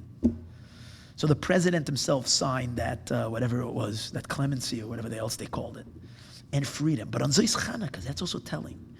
8, the number 8, Chanukah in general is related to the future. The Oir HaGanuz is the light of Mashiach. But the 8th day of Chanukah, number 8 is Mashiach. It's purely Mashiach energy. It's purely futuristic light. Mashiach ends with a ches. There's so much to talk, I'm not going to get into it right now. So Dafka on the 8th day of Chanukah, he frees him. And if I think I can speak for everybody, if we ever felt a moment when we felt Mashiach was here, it was on that moment. Everybody spontaneously, the WhatsApps went out, and everybody received it, and everybody was dancing and singing as if like we all felt like we're free. And it really was. It was a moment of joy across countries and continents, singing and dancing. And where did the procession go? It went to Muncie, I think, first, and then he came to Borough Park, and then he finally went to the Oil of the Rebbe. And then the whole procession comes flowing into 770. And everybody's dancing Dafka in 770, celebrating the Geula, celebrating that Geula. And again, it's filled with all Jews, Chassidim, Litvish, everybody, every Ashkenazim, everybody is unified. Everybody is in this incredible, ecstatic joy. And people in Lakewood and all over are sitting and watching 770 live. It's night of Hanukkah, the night of the Geula. It's incredible. And we felt Mashiach. When Mashiach will come, there will be tremendous achdus amongst the Jewish people. And that's the reason there was such brotherly love at that moment. Geula was here for a moment. There was achdus.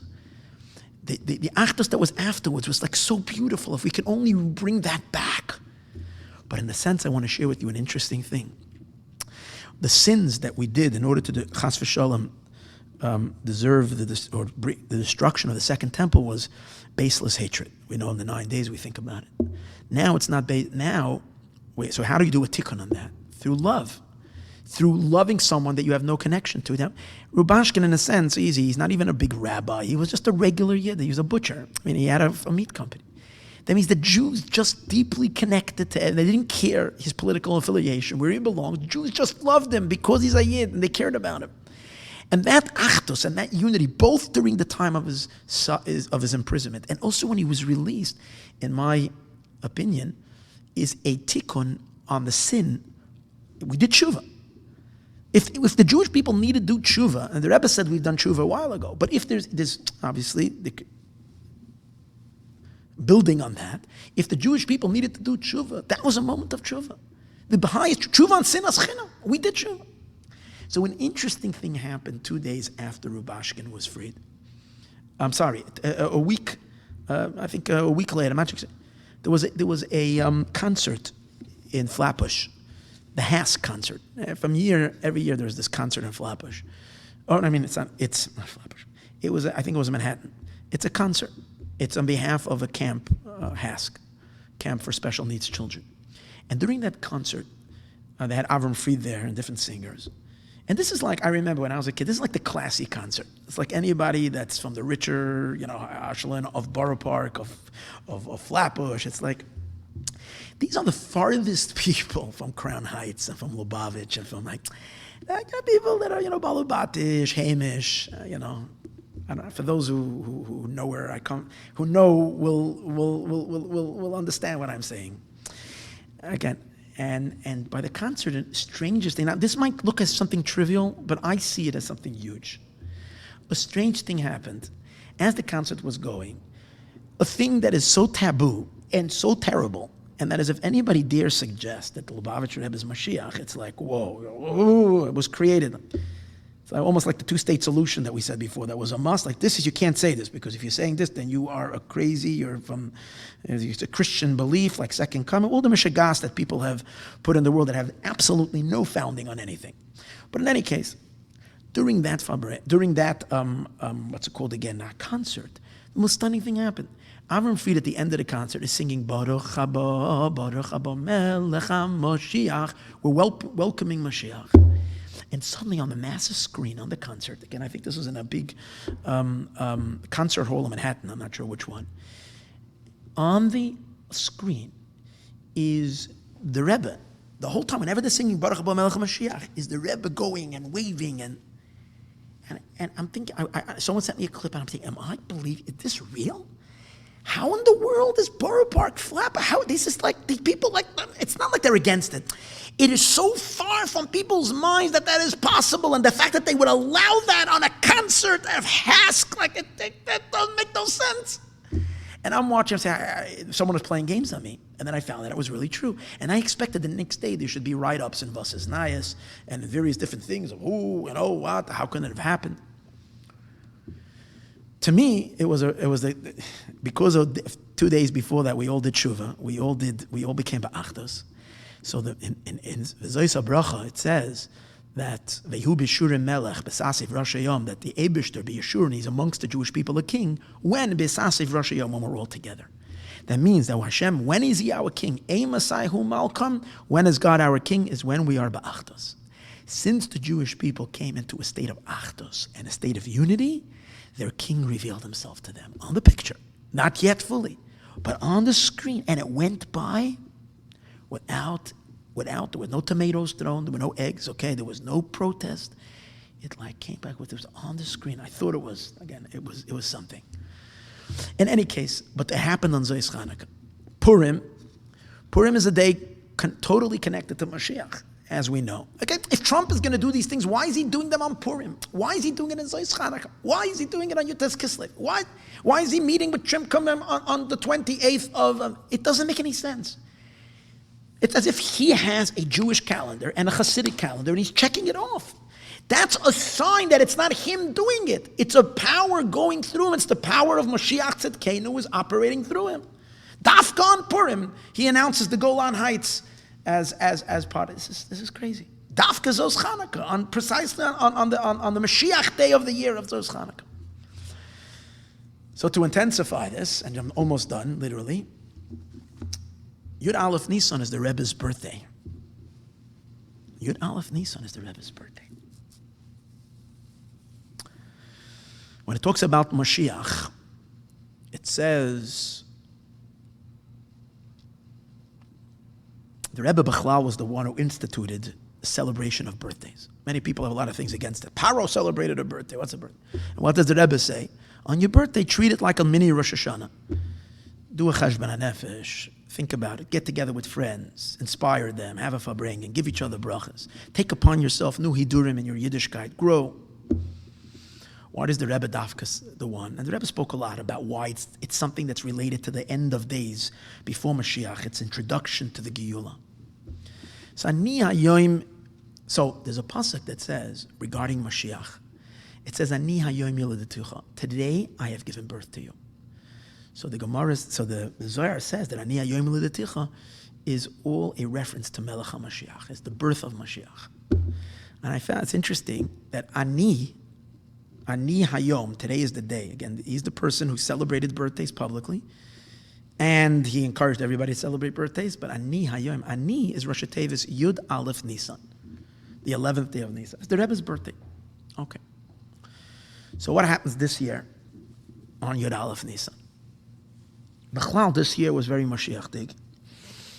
I think more important than everything I spoke about was the fact that in February, a group of women across the world spontaneously decided, out of nowhere, to go greet Mashiach Tzidkenu. And they had Geula gatherings, and 22,000 women gathered together. This is like, oh, why? You see that the Jewish people are sensing the Geula is here, and the ladies are the ones who are supposed to lead us into the Geula. So I think that had huge power. So on the 11th day of Nisan this year, a fire breaks out. So over here, it was still the 10th day of Nisan. But in Paris, it was the 11th day of Nisan, which is the Rebbe's birthday. And a fire breaks out in a church called Notre Dame. Now, Notre Dame, we know that Notre Dame has a very dark history.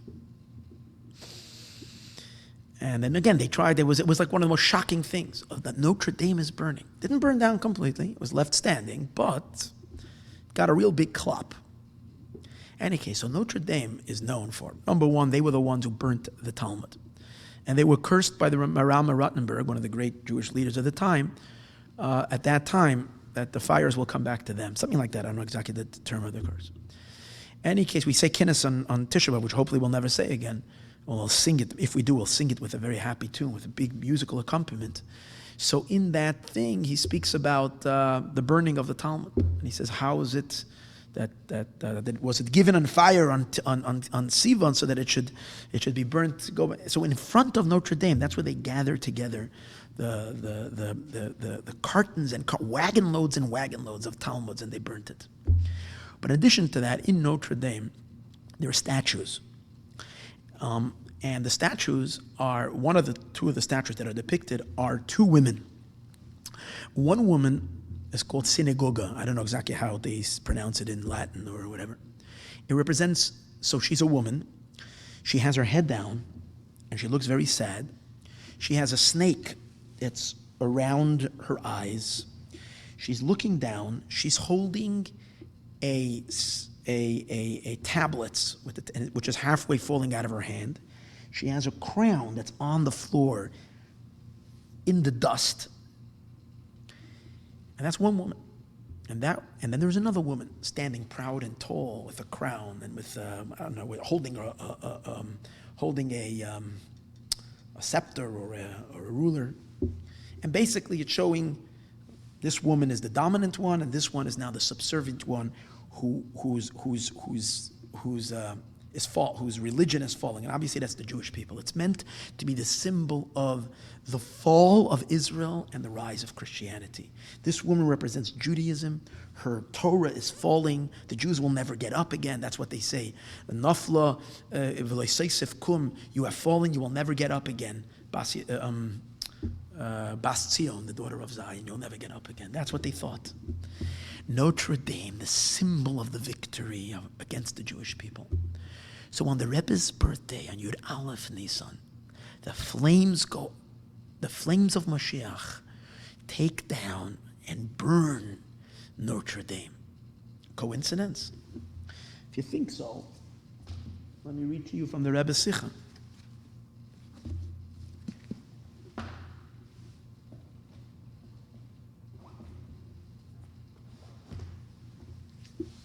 Let me read to you from the Rebbe's Sikha. I don't know where is it over here? Oh, yeah.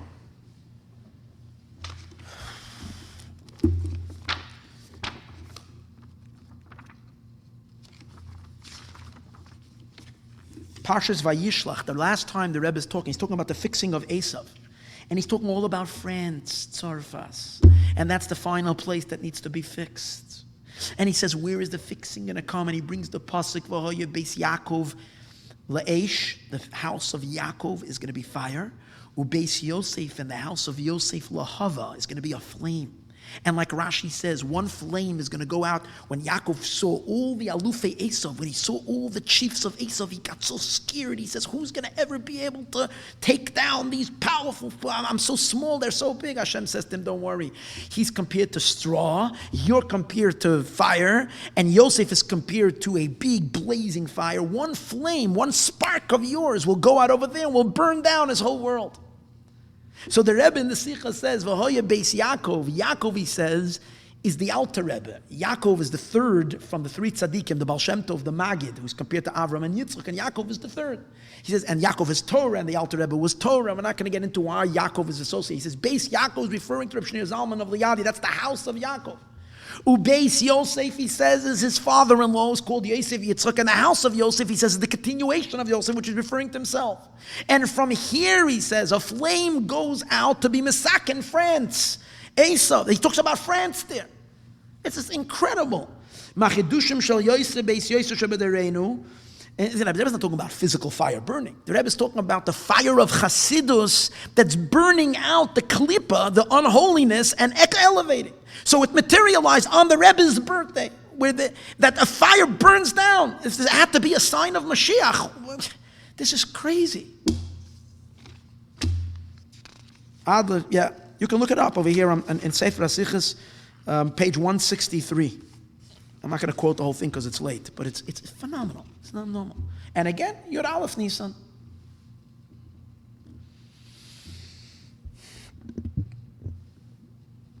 I'm going to conclude. I'm going to end. But I would like to finish with one last thought. One last interesting thought. So what I've been basically arguing over here, what I'm saying is that the process of Geula is in full swing. And what's happening in America is the good of Noga is being elevated, which is the purification of the Eitz Hadas Tov V'Ra. That the Eitz Hadas is now being rectified. Okay? And once we rectify, this is the perfect of all the rectification. And I'm saying that somehow President Trump is a messianic figure, that somehow he's involved in this rectification process. And through him, many others in the world leaders are going to be following. So let me read to you a passage in the Zohar, which when I saw it, I said, wow. So the Zohar says in Parshas Miketz, it's a Zohar in Parshas Miketz, and it has an explanation of the Alter Rebbe or the Mittler Rebbe in Sefer Bi'urei HaZohar, second Chabad Rebbe. Now, these Mamarim are known, they're from Reb Shneur Zalman of Liadi, his father. His father said these Mamarim in front of him, he wrote them down. In any case, it says that when Hashem was going to create the world, all the letters came before God. So, Kivan the Izga here. So it says, Salka ois tes. So, the letter tes came before the Eibishter. V'lo yashvus, and it did not settle. Ad the garbe kutche till God yelled at the tes. V'amalei, and he said to him, tes. Alma atzalko, why are you going up? Why are you leaving? And as Hashem, it seemed like Hashem wanted the test to connect with the Reish. Go bond with the Reish. And the test didn't want to, because the test said, Araisa pasach bi, the Torah started in me, kitov. The Torah, everything it says by creation, kitov, it's good. Test tov starts with the test. How do you want me to attach myself? You want me to get connected to the Reish, which is evil? Amalei, the Eibishter tells him, Tuvla Astrach, go back. You need the Reish. Because the person that I want to create, he has a Yetzer Tov and a Yetzer Hara, he's good and bad, and you're to the right and you're to the left. So therefore go. Anyways, this is what it says over here. So the Alter Rebbe in his explanation, not going to go through the whole thing, explains how the Tes and the Reish represent the good and the evil, the Eitz Hadas Tov Ra that is mixed. But the two of them in this world they want to separate, and the Eibishter forces, the Eibishter tells the Tov that ultimately you have to go, in other words, the world of Yaakov, you have to go into the world of Esav. You have to fix Esav, you have to take the Reish.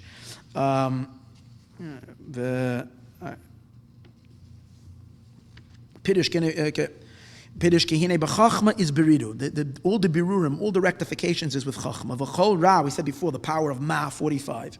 V'chol ra mizbarer al yedei chachma, and the evil becomes purified through chachma. Shenikra V'im ken you read the zoy shel oisa test, when the test has to go down, ein rak levarer es ra, to fix the ra. But hachini you read the zois tzorech aliyah. This is for the sake of an elevation. Ki yidua the chol yerida, every descent, hu rak letzorech aliyah dafka, is for the sake of an ascent. Therefore, he says, you need the reish, ki achar habirur, because after the rectification, shetavar lo ois hara hazeh hara, that you're going to rectify the reish, which is the letter of ra. Hine oz yia hareish the ra, the letter of reish gadol mo ois hates. It's going to even be higher than the letter tes. Hamavar. Why? Ki shoresh hamizbarer, the root of the thing that's being refined, is lamayla gadol, is even higher min hamavar, the one that's fixing. That means that when the power of ma fixes ban, when the power of human fixes animal, then the animal rises higher than the human, even to a higher place, like we spoke earlier, to the infinite lights of Toh. Metama Yedua. Because the Shvira was in Samach Gimel, whatever, and it fell down. And now Shema is elevating it. After it's fixed, it's higher. So it hit me, unbelievable. If this is the case, this is the sum totality of fixing the Eitz Hadas, Tov V'Ra. And I think to myself, Geval, the name Trump is Tes, Reish, Aleph, member. It's the Tes and the Reish together. It shouldn't be a wonder that his name, Donald Trump, is Gematria 424, which is Gematria Moshiach ben David. And again, don't be silly. I'm not saying that he's Moshiach. I'm saying it's a power of Mashiach's ultimate fixing that's in the world. And that's why I think that Obama was also Gematria Mashiach. Barack Obama is also Gematria Nochash 358, because this is all that last battle that comes right before the Geula. We're witnessing it. Let's not keep our eyes, chas v'sholem, in the sand. Let's realize that this is happening. And it's only getting stronger. Ooh, oy vey, gewalt. How can I forget? This is the most important part. I'm sorry. Another 5 minutes. Meanwhile, in Israel, our beautiful country, Eretz Yisrael, we have a government. And we find an interesting thing. The government in Israel there's always been a government. Since the state has been established, there's always been a government, 70 years. Now we found an interesting thing this year, which I think is astounding. That the government in Israel, that Netanyahu won, and he tried to put together a coalition, he couldn't put it together. Now, first of all, that itself is unbelievable, historical. The left in Israel was always very strong. And it was always up and down. And since Menachem Begin was from the Likud, I think, right? Anyways, for earlier years, the left was very strong. Then it got a little weaker. In the last couple of years, the right was more in control. But the left was always a significant party. In the last election, that was Pesach time, right before Pesach, the most astounding thing. The left was reduced, I think, to 5 seats, to 6 seats. It's a joke. And there were two major parties, the Likud, which is on the right, and the blue and white. Blue and white is center. They're not anywhere close to the leftist ideas of the extreme left. So if you look online, you'll see books have been written that say, what happened to the Israeli left? That's unbelievable. You would think a country like Israel will become more secular and more secular. They're saying the young people are not buying into it. They're leaning more towards religion. They're leaning more towards a belief in the Jewish state, which means in a Jewish future, and so on and so forth. They're not buying into this leftist klipa. This is unbelievable. That itself is a miracle. It's a Mashiach miracle. But the other thing amazing thing is that they couldn't form a government. They could not form a government. And they're going to try again, having other elections. Now, why do I think this is happening now?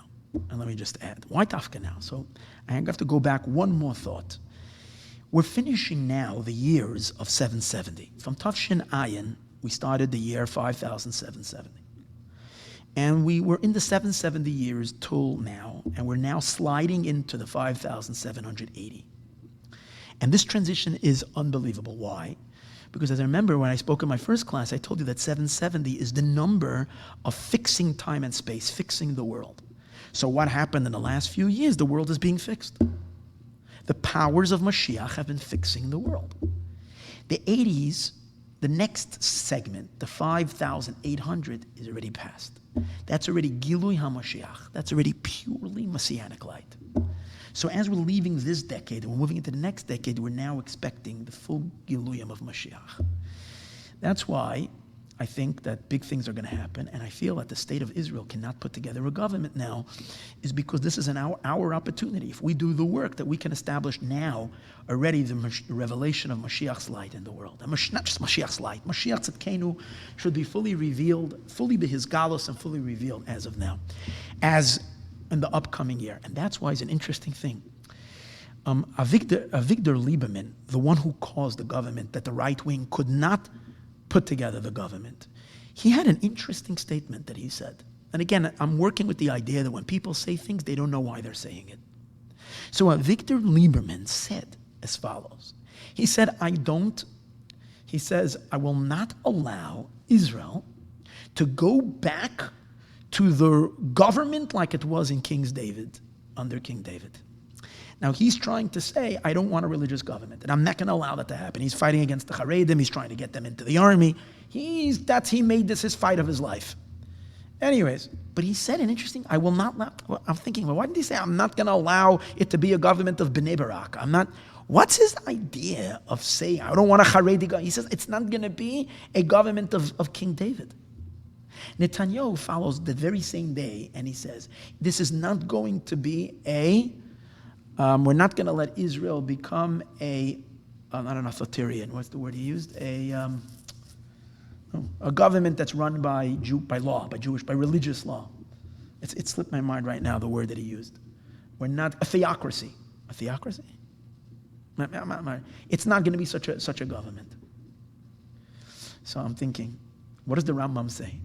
When the Rambam says what Mashiach's job is, the first thing the Rambam says in Halacha Yud Aleph, in Perek Yud Aleph, Hilchos Malachim, HaMelech HaMashiach Osid Lamod, Mashiach is going to get up, and Lahachzir, he's going to return Malchus Beis David, the kingdom of David, Lememshala Harishayna, to its first rule like it was back then.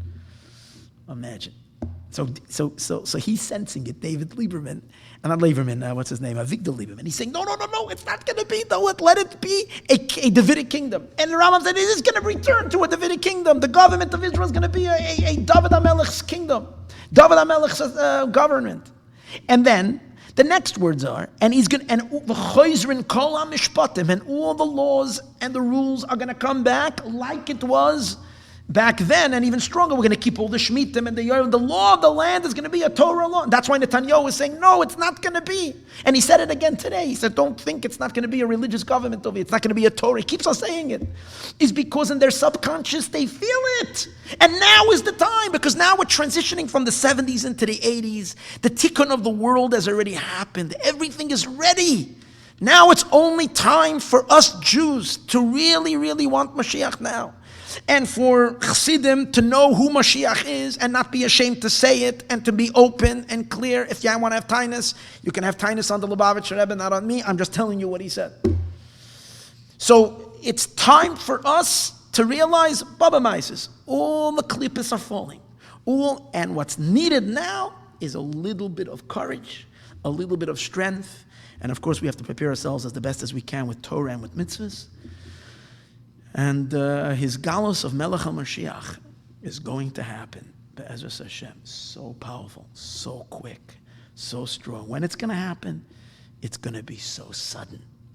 Going to catch us by surprise, but it's going to be mamish soon.